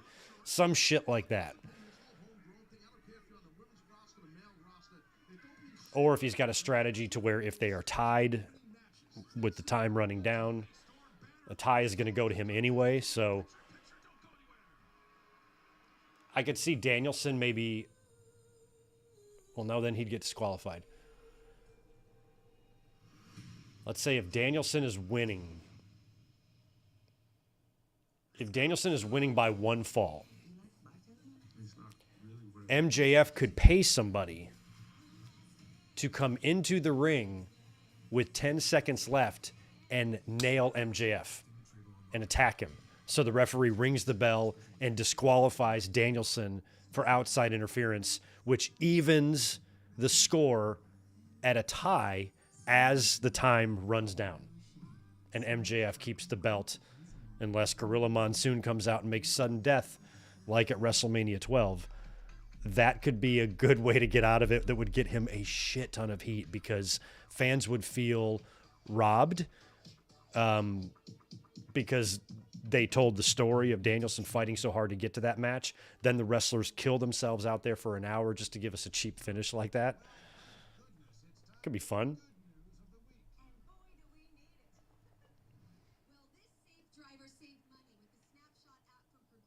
Oh, that's nice. Progressive commercial while Ruby's getting her ass stomped in the corner. Lovely. What surprise do I want to see in the Rumble?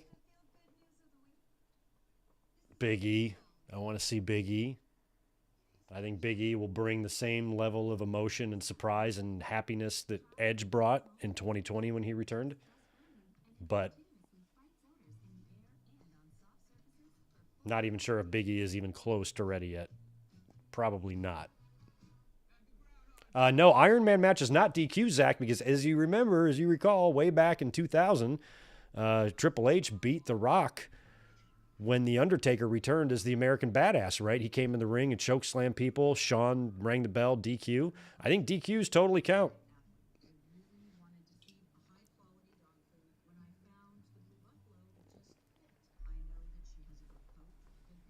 They mistimed that whole shit too, remember? They did something wrong there where it didn't go the way they wanted it to go. Exactly, but it was still cool. Yeah, I don't think Big E is ready yet either. It's just imagine if he was, because like I said, if it did turn out, like I said this a couple nights ago on the stream, I was like, let's just say, hypothetically, he went to the doctor and let's just say things have been going really well in his recovery. And he's been giving us updates, but let's say things have been going really well. Let's say things have been going so well that like right before the holidays, he went for a checkup and the doctor's like, I think you're going to be ready to go in a few months or in a few weeks. And they realized that, holy shit, maybe he had some John Cena superhuman type recovery. He was able to recover a little earlier than what they expected him to. And he can actually be cleared physically to get in the ring and mix it up. And they brought him back. That would be, and he found that out. I would definitely keep it quiet. I wouldn't say anything about it. What a surprise. We got Rumble coming up in a month. Fans have been pulling so hard for Big E and wishing him the best. And his injury was a pretty heartbreaking one because a guy like that doesn't deserve it. And if you saved that return as a surprise, I think that would be awesome. But I also think that no matter when he comes back, it's going to be pretty awesome. So there's no reason to rush it. And I feel like there is a 1% chance of Big E showing up in the Rumble. But if he did, it would be really awesome.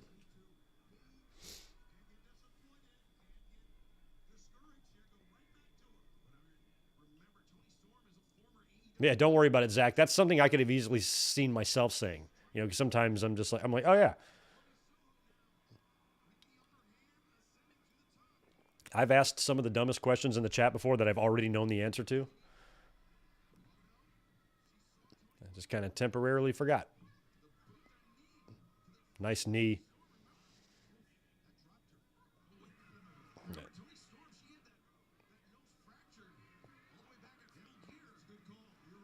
Toni's playing possum. She's full of shit. Come on, Ruby. Where's that killer instinct? Go for it. I predicted Toni to win here via some heel shenanigans. I thought Saraya would just run out, but it looks like Toni's trying something here with the nose to fake somebody out. Yeah, Ruby, you idiot. You deserve that, Ruby. Ruby, where's your street smarts? Jesus. You're a wrestler. That's some shit you should have learned in OVW. Don't trust your opponent, especially if they're a heel. Oh!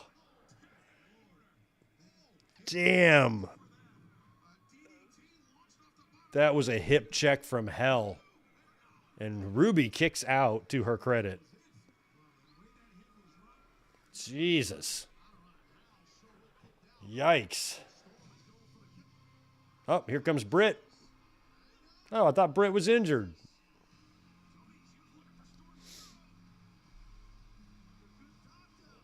What's up, Britt? Britt looks awesome.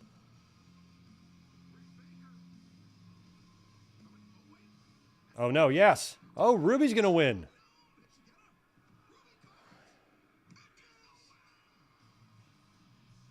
All right, Ruby picking up a rare victory on TV. Good for her. It's about time.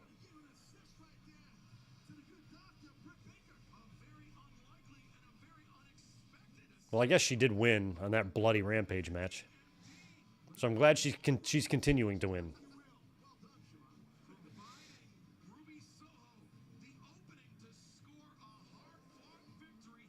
Good for you, Ruby. We're rooting for you. Everybody likes Ruby.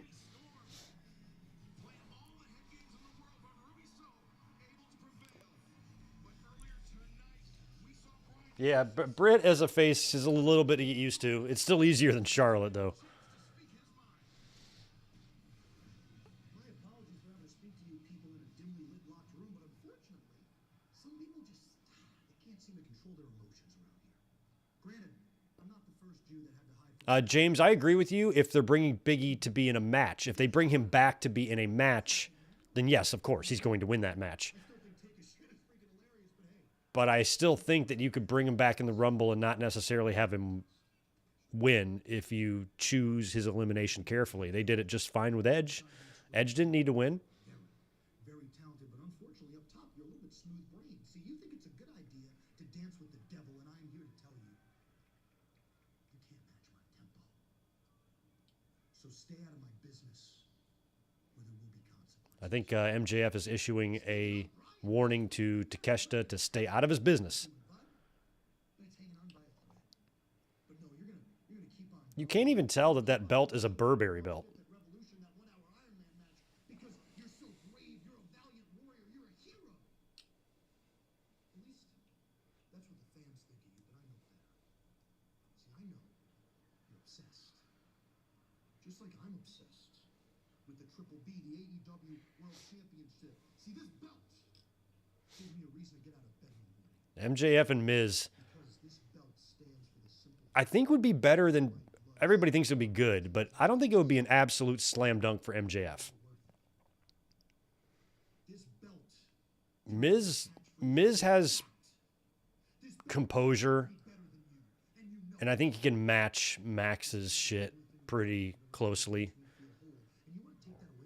But it would be fun. Don't you have enough, man? Loving family, adoring fan base, first ballot Hall of Fame career, but no, you need to take away from Max. See, I know the real reason why, Brian. It's just like me, you got a hole in your soul and you're trying to fill it. And I'm not the one to get that job done, Brian. No, not by a long shot. See, bad things happen to people that mess with MJF in this company. Matter of fact, I remember knocking out some big British guy, kind of looked like Ellen DeGeneres on meth. Name until it took my tongue. Ellen DeGeneres on meth. What is important is that you know this. Tonight was just the tip of the iceberg, and if you keep threatening to take away the one thing in this world that brings me happiness, you're going to find out that tonight that was only physical pain. Physical pain is fleeting.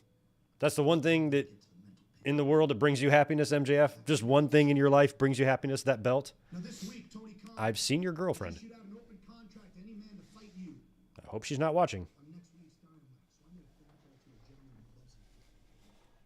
A man who gets off on scientifically dismantling men limb from limb. It's been a fun ride, Dragon. But I'm afraid William, any tips or advice for first-time Jericho cruisers? Get as drunk as possible. Thatcher.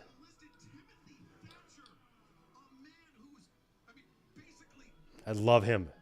modern day incarnation of Billy Robinson, one of the toughest, meanest men in all of professional. I've wanted to see Thatcher in AEW for a while, but And he is a man that just relishes. I didn't even know he was over in Noah. That's awesome. See using that Fujiwara armbar there to defeat Masaki Mochizuki, and that is official for next week. It will be Brian Danielson and Timothy. Wow, Danielson and Timothy Thatcher. I love it. Fuck yeah. I'm so glad Thatcher's going to be wrestling on Dynamite. He was always one of my favorites in NXT. I thought he was so good. I kind of thought of him. Excalibur mentioned Billy Robinson. I kind of saw more Benoit in him, but I liked him a lot. That's great. What a match. Holy shit. Other than that, though, William, if you're going on the Jericho cruise, just make sure you got your shit with you. When we were boarding the cruise, we saw a lot of people struggling, and we had a major scare. So if you got to bring your passport or your birth certificate, whatever they're asking for, make sure you have that and you keep track of it. When we were getting on the ship, a lot of people were being held back looking for shit they didn't have, the documentation. Brandy, Cody Rhodes' wife, got her passport stolen or something out of her car like 2 days before the show or before the cruise, and so she couldn't go because she didn't have documents and there wasn't enough time to get them. And then when we went through security and they were checking our IDs, Elizabeth dropped her ID, dropped it on the floor. So when we got up to check in, she couldn't find it, and we couldn't check in. And we're like, oh, shit, where is it? Oh, maybe we left it back at security. We, in a panic, we went looking around and, a divine intervention or whatever you want to call it. Someone was looking down on us, and miraculously, luckily, someone had picked it up and found it, and we were able to locate it and get back up there and check in. But had we not found it, we would have not gotten on the boat.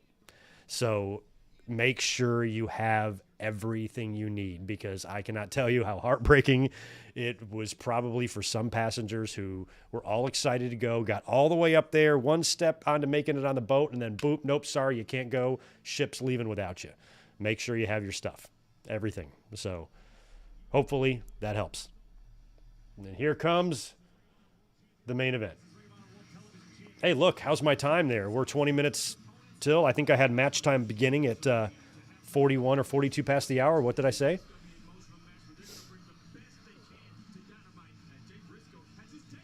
Yeah, Lethal's ready. What a day it had to have been, too, for Mark Briscoe.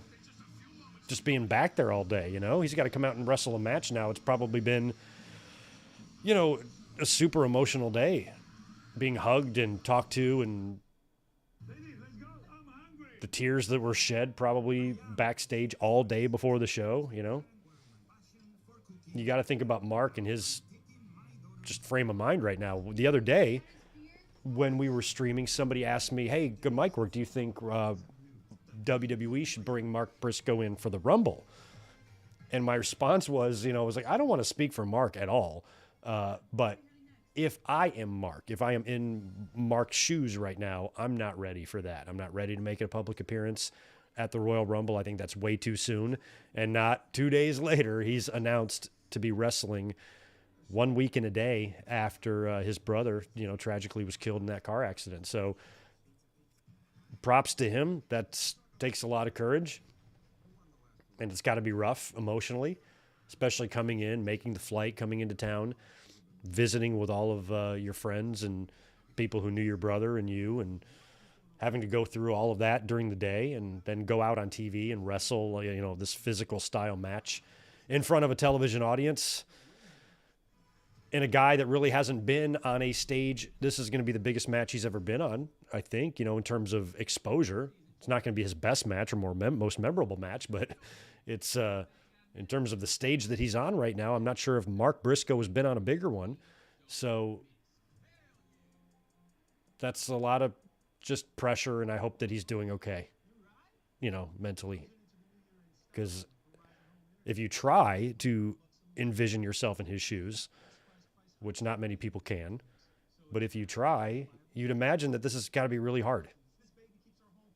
I would think it is anyway. Victor, appreciate the $2. We should watch the Angle versus Lesnar Iron Man match. I should have been at that show, and I was not. My buddy went. My buddy Daniel went. I don't know why I did not go to that show. It was in Raleigh. It was just 2 hours away from me, and for whatever reason, I didn't make the trip, and I regret it. Haven't we watched that, though? I swear I've watched that or something. We've done something related to that match on the channel. I just don't remember what.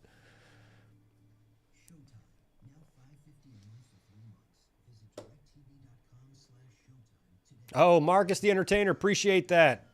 Kayfabe brother for 9 months. I was going to start doing single match reactions. If so, I would like to submit Bayley versus Sasha. Okay, that's cool. The early trial runs of these that I'm going to do, I'm going to be using already recorded footage from the watch-alongs. And I'm going to try to, throw those up on Bald Guy Wrestling, see how they perform, make sure, I'm careful with the copyright crap and test it out over there, and maybe even permanently keep it over there. If I can ever incorporate it into good mic work, I will, but want to be careful how I do that stuff. So I've been kind of studying other editing styles of, movie watchers and things like that, and how to properly do this type of thing. So I'm going to try it. We'll see how it goes, but I don't have a timetable on when that's happening yet. Editing sucks. Here comes Mark. Look at him. He's ready. If you've got him, toast him. Rest in peace, Jay Briscoe. Mark is coming to the ring. He seems... He's got both belts, right?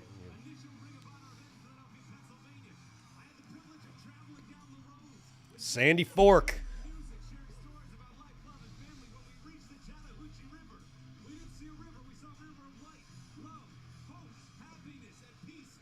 Here tonight, Mark will take us to the river.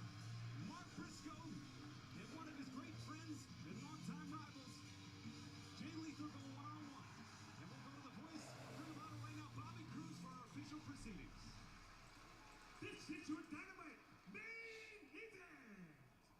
It is set for one fall with TV time remaining. Introducing first, to my left, wrestling out of Elizabeth, New Jersey, weighing 223 pounds, Jay Lethal. I mean, it's got to be hard, but you got to keep your shit together too, you know?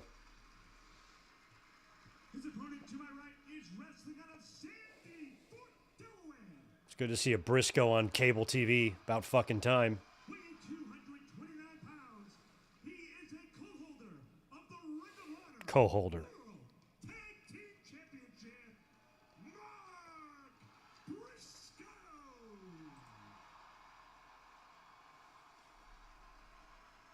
Casey and I were on hand at Final Battle when Jay and Mark Briscoe captured the Ring of Honor Championships for record-setting 13 times. 13 All right, ring the bell. That co-holder was rough. Jesus Christ. And Mark, how much strength he had, the faith that he has. It's curious what they're going to do with that, you know, too. But today is Jay's birthday. We're going to celebrate. Yeah, I forgot today's Jay's birthday. Last week was fucking Mark's. Of a husband, a father, JJ Gracie Gannon, a husband to Ashley, a hero to his All right, we got about I'd say probably a 12-minute match here we're going to get. You had the privilege of knowing the Briscoes as well, whether it was at PWG, your brief stop in Ring of Honor yourself. I know you have a lot of memories, a lot of feelings here tonight as well. It's heavy, this match, but it's such a pleasure to see Mark Briscoe here tonight. I watched, I tuned into Nitro. I think it was one of the first times I'd ever purposely not watched Raw. Because I always would, no matter what WCW was doing, even the Goldberg and Hogan match, I taped that shit, man. I was watching Raw. But the Brett and Chris Benoit match for Owen in Kansas City, like, had my 100% attention. This has the same vibes as that. It's going to be the technical savvy of Lethal and the strike surprise of Mark Briscoe. The guy can hit you from any angle, hit you from anywhere. I mean, I would really be into Playing chess, Briscoe could be playing checkers, but Briscoe could knock you out. a success, you know, a Mark Briscoe singles run that sees some success. I think that would be fun. Of course, have to speak about the third man of the ring. You know, and channel the soul of Jay through that singles run. The Ring of Honor, the senior official for I mean, they look so much alike. part of the Ring of Honor referee corps for so long and such great friends with Jay and Mark. Absolutely. If you think of any, oh my goodness. You think about any match in the Ring of Honor, Paul Turner, good chance that he was in the ring. But we got to remember, people heal, people grieve differently.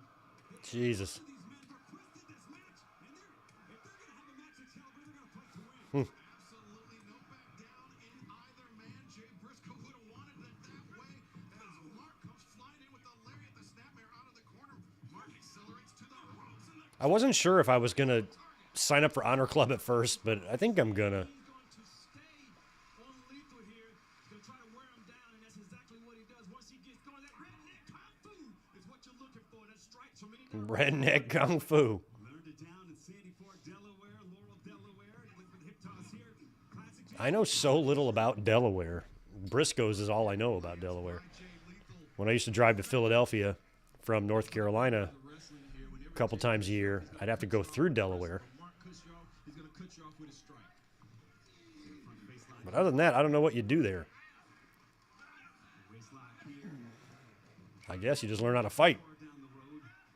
If someone's in your life, you're thinking about somebody, and you love them, call them, pick up the phone, tell them you love them.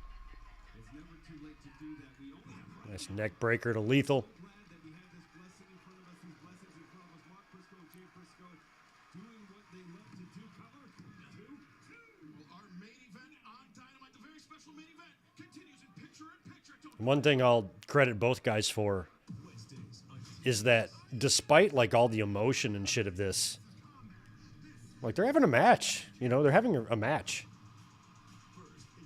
You know, Brett and Benoit kind of did that too. Like I thought their match was a little bit more of an exhibition at first, but it really picked up at the end. And I think that's what it's about. You know, it's about that. Jay wouldn't want them to go out there and half-ass it. No, we're going to beat the shit out of each other, you know. You're tributing me. Make it look good. This is my tribute match. People are going to be watching this forever. Don't phone that shit in. And so I think just out of respect for him, despite the emotion they're probably going through, they're like, you know, we got to go beat the shit out of each other tonight. You know that, right? Ryan was made for the 12 to 3 a.m. delivery circuit. He's the patron saint of chimichangas. Couldn't imagine being involved in one of these, you know, I would always try and if I'm a wrestler. because you could see my spots. Stop suffering from melasma with Muesli Face RX. The spot cream is 10 times more potent than over-the-counter and prescription alternatives. Nothing has worked until muesli. I was able to speak just fine, you know, at my dad's funeral and stuff, but, you know, I always, like, wouldn't, I don't know if I'd trust myself had that been in front of cable television cameras, you know, for me to not just completely break down and lose it. It's got to be hard.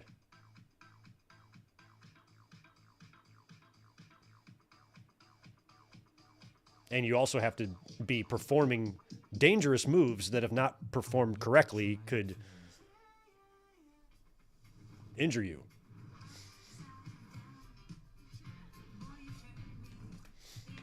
Muggles, yeah, most of these behind me are wrestling DVDs. The first 3 top rows there are all wrestling DVD and VHS. Actually, the first 4. The one underneath that you can't really see.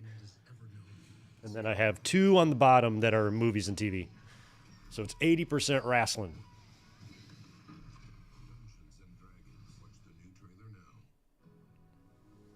When it comes to safety, who has more IIHS Top Safety Pick Plus awards? The highest level of safety you can earn? Yeah, I always thought of Delaware, you know, just being a little further north, and I didn't realize it had a lot of that southern charm to it. For 10 years. Upstate New York has got a lot of that too. I loved going up there. Been up to Cooperstown a few times in the summertime, and just the hills and the mountains up there and all the dairy farms and shit. It's really cool up there. It's easy to love a Subaru. A lot of it's small towny and rural and stuff, and I appreciate that. I liked it. Welcome back to our very special main event on AEW Dynamite. Jay Lethal and Mark Briscoe. Honoring But them winners, man. Briscoe, both men All right, we are back full screen here. 8 minutes left in the show. of Jay Briscoe. As you see here, Mark, during the break, stayed in the match. Jay Lethal an opportunity to maybe put his foot on the gas instead of Mark Briscoe. Look at that come through. Ricky Steamboat silence the top. Absolutely, those strikes that he uses to the crowd. And maybe some honor. We see him with Dynamite. The crowd is never realizing how much Yeah. he missed for such a long time. 13 times over Ring of Honor World Tag Team Champion. IWGP Tag Team Champion.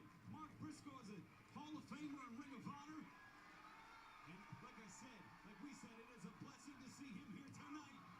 Competing I don't know much about Mark. Is he married? Does he have children? and friends, Jay Lethal. Uppercut lands by Mark Briscoe. Nice. Hooks the leg. 2. There's so many ways Mark Briscoe can beat you, man. He has that counterclassic. He has so many different offensive moves. The froggy bow, the cutthroat drive. Props to Mark, man. He does not seem to be sweating this stage at all. He's like, bring it. He's wrestling perfectly fine. He does not seem nervous, hesitant. Everything is smooth. Luckily, he's in there with Lethal. They know each other. Think back of the wars that Lethal has had with Jay Briscoe. He knows that Jay Drill and that neck breaker. Lethal. Ooh, nice. Hooks the leg cover. 2 pump turn. Perfect position. And Ian, you know, Mark and Jay Briscoe, for fans, seeing Mark Briscoe for the first time here tonight, were men that really defined tag team wrestling. He's up there. 7 kids. Mark has 7 kids? For real? They certainly were. I mean, the tour 7 bushes. New Japan, they toured Noah as teenagers, returned to Japan with New Japan. It really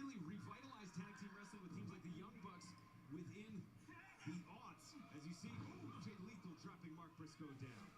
The people around the world are unashamed to say how much they've used stuff from the Briscoe brothers to make them better. Oh, Mark is married with a baseball team worth of kids. Here I'm thinking the dude might be single. Nope, he has a litter, apparently, at home. Approaching Stu and Helen numbers there for Mark and his woman. Good for them. Mark and please tell me his wife's name is Kate and they can have one more and they can be Mark and Kate plus 8. That would be superb.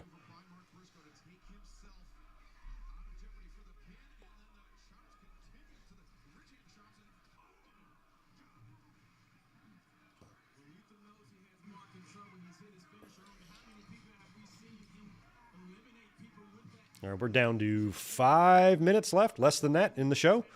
We'll see. Oh, Jesus. Lethal's going for a top rope table elbow spot. Okay. Well, if you're going to do it right. It's for Jay. I don't think he'd really hesitate in this situation. Nope. Ian says the same thing. This is what he would have wanted. He's like, go for it. Nice. I think Briscoe's going to wind up being the one to table old Lethal. Wow. Running neck breaker. Or blockbuster. Excuse me. I forgot they call that a blockbuster.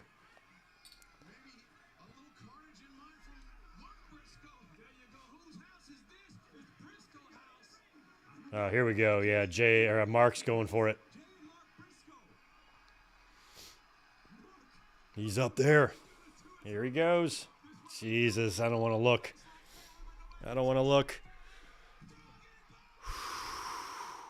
That looks so good.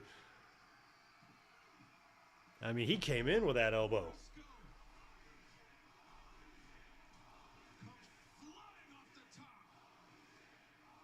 Fucking awesome.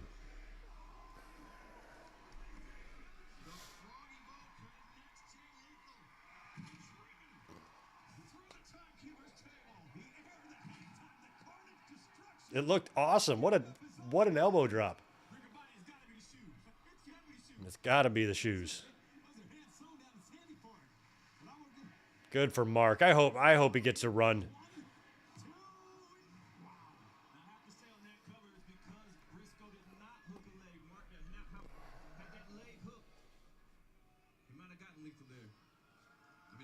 The time spent on the floor by both men, allowing Jay to recover a little bit, but you're right, Caprice, the leg hook would have done wonders, and now the Jay Driller perhaps, he's got both arms hooked, going for it, oh, great counter, yeah, counter to the Are they going to bridge out of this?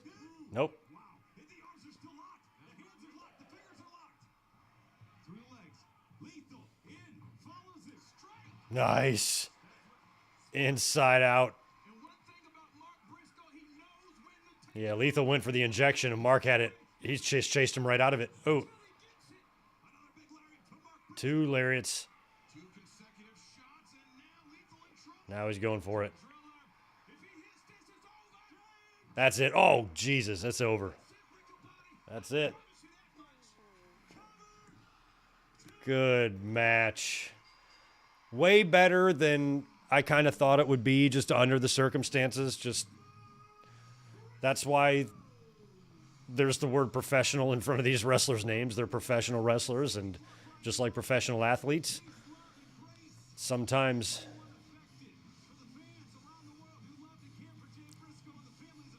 when mentally you have a lot of things going on,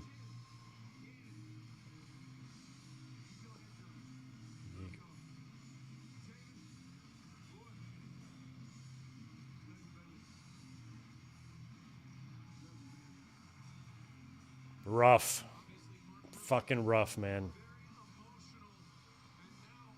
Well, he got say a few things to the family there, and I was wondering of what the roster was going to do, so this is very cool. I didn't think they'd have time to really come to the ring, but coming to the stage is great.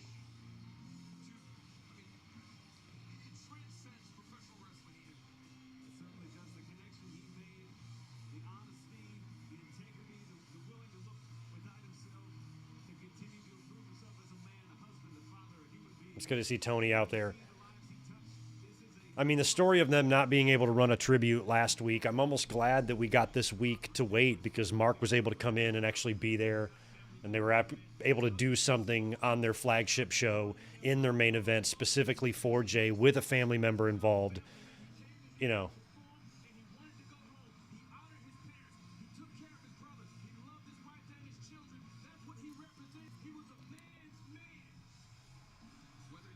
I do like those shirts. Good to see a lot of this talent wearing them.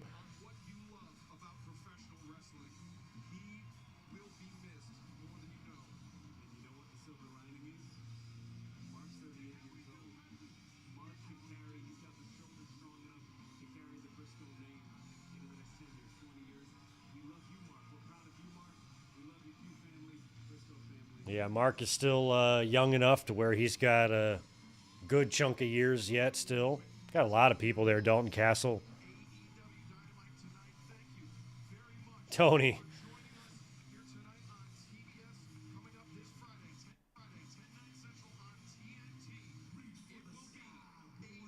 Well, that was good. That was a very, really excellent ending to the show, I think. And a really classy and well executed and done tribute by AEW. That was a really good match to do. And they pulled it off well. That was a really fucking hell of a match between Mark and Jay Lethal there. That table spot was incredible, and being able to put on a good, compelling match on probably the biggest stage that Mark has ever been on. And like I said, not necessarily his best match or anything, but in terms of, you know, the exposure that this match got, he's probably never seen a bigger stage. You combine that with losing his brother 8 days ago, what had to have been many hours today of a lot of heartbreak and emotional conversations between friends of Jay's and people that he's talking to all day, all the condolences and the love. That's a lot to absorb. And you're doing that for what, 8 hours today while you're at the building, and then you're trying to ready yourself for this big time match. Oh, by the way, it's going to be in the main event. By the way, it's on cable TV. And managing all those emotions and going out there and having a match like that was so good. And he did it for Jay. That was a really well done match. It was a fun match to watch. Like I said, it gave me kind of Chris Benoit and Bret Hart vibes when they did the match for Owen Hart on Nitro. And it kind of felt like that. And of course, Bret getting the victory, just like, you know, Mark would get here. And having the moment in the ring after, you know, Ian Riccaboni on commentary and all of that was just really well done. And then everybody coming out to the stage and, you know, celebrating at the end was really, really perfect. So that's exactly what I wanted out of a tribute. And I thought that was really well done, classy. And props to Tony Khan. Well, I don't know if we've heard any stories yet as to why and what caused what appeared to be sudden change of heart by Warner Brothers Discovery after we had heard that they were still, even despite everything, not going to allow even a tribute for Jay Briscoe last week.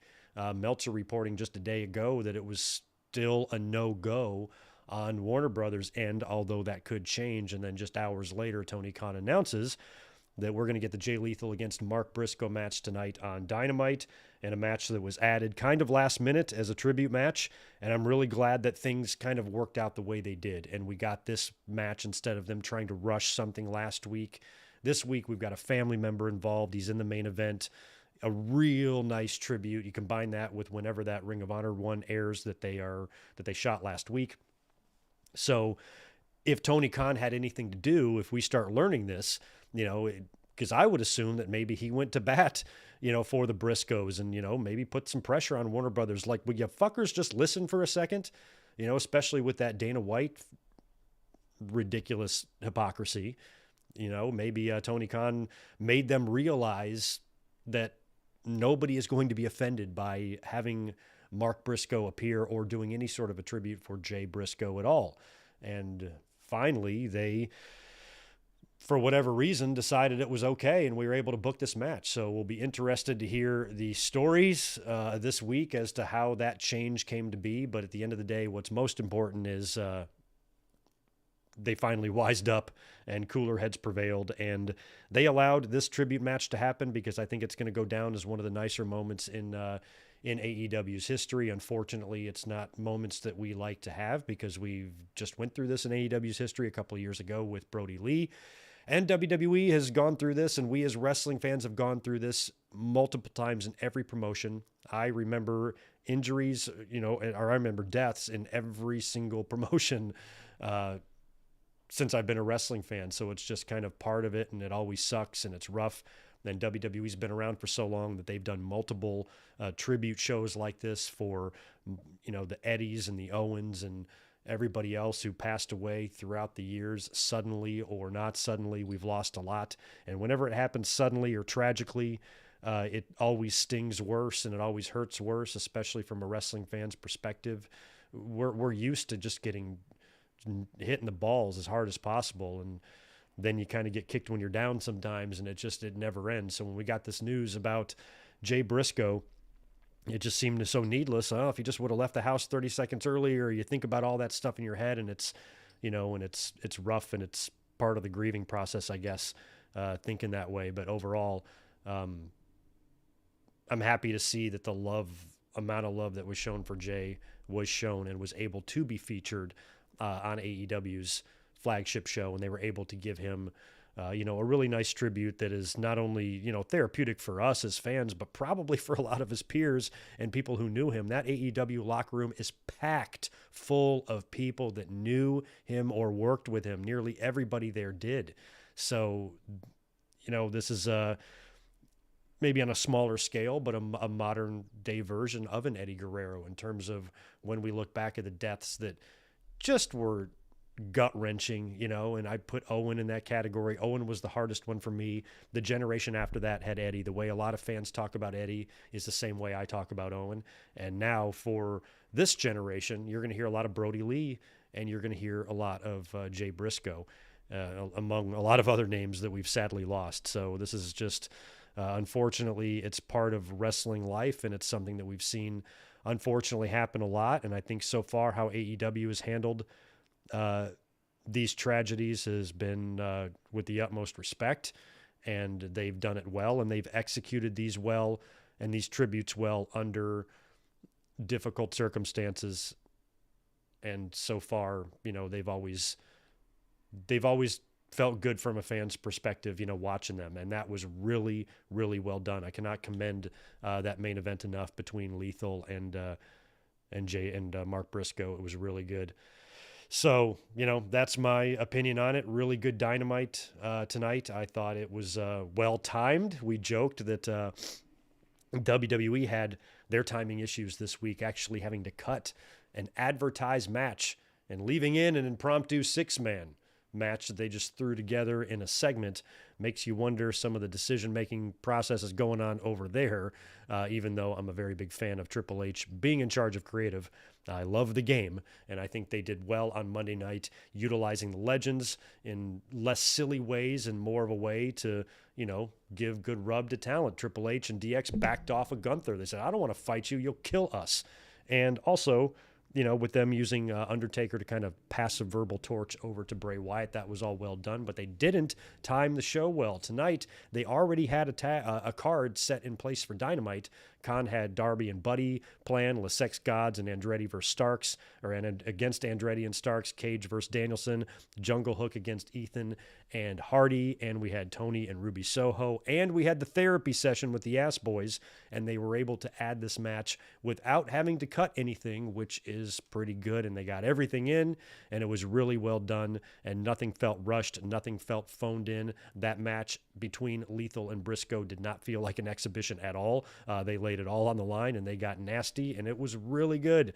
So all in all, very good night. Emotional night, of course, as some of these tend to be, but we're wrestling fans. We're used to it. So that's going to be it for me. AJ Marshall, I do not know what the future will be with the Ring of Honor tag team titles. At some point, they're going to have new champions. I don't know. It just depends on what Mark wants to do. I think Mark is probably better suited now for a singles run where he can kind of have a run where he can dedicate everything to his brother. I don't know. I'm not Mark, but I don't know if he would want another partner. You're not really trying to replace Jay. Jay's your brother, and you already have all that chemistry and history with him. I would almost think that maybe the tag team died with Jay, and Mark at this point would be a single star as a way to tribute his brother. And they would just retire the tag team championships and hold a tournament to crown new ones and just move on with the division. But maybe they would do something where Mark wants to defend them. He wants to defend them both. It would be in line with the Briscoe's personality to be that crazy. Fuck it, man. I'll fight everybody by myself. It's what my brother would have wanted. Bring it on. I don't need no partner. He could do that, but maybe for him, if I was him, I don't know if I'd want another partner, to be honest. I might probably just move to singles, but I don't ever want to speculate or try to decide someone else's career for him. Whatever Mark wants to do, whether he wants to continue tag team wrestling or move exclusively to singles, that's his decision. So whatever he decides, Greg's got his back. But I feel like at his age, with his performance level and everything, there's time to give him a run. And I think it would be great for the fans to be able to see that happen, to see, a Briscoe on TV doing stuff. So we'll see. We will see. But yeah, thank you so much, guys, for joining us tonight. We are going to be back real soon. It's a busy week here on the channel. Tomorrow night, we're going to be going live a little bit later in the evening. It's going to be 9 p.m. on the East Coast, 6 p.m. here on the West Coast. A little bit later than normal. We're going to predict Saturday's Royal Rumble pay-per-view. We're also going to get into any wrestling news that we kind of omitted last weekend because I was kind of under the weather during the podcast, and there was a lot of things happening this week that we learned in terms of contract status and other random news items. We'll be getting into that tomorrow as well, and we're going to be doing a live Q&A. A lot of you guys have sent in questions to my email and over on the membership page. You guys have been able to, the channel members have been able to ask me your questions as well, and you guys can ask them in the live chat tomorrow, and we'll just kind of hang out, shoot the shit, talk wrestling stuff, and you guys can ask me any questions you want about wrestling, and we will talk about it tomorrow night. So don't forget, that will be tomorrow at 9 p.m. Eastern, 6 Pacific, and then Saturday night we'll be back to live react to the entire 2023 Royal Rumble pay-per-view. That's going to be a party. So make sure you subscribe. If you have not yet already, you can join by clicking the join button, and most of all, please hit that thumbs up button for me as you're leaving. I would appreciate it. You guys have a great evening. Thank you again for being here, and I'll catch you tomorrow night for Royal Rumble predictions. Peace.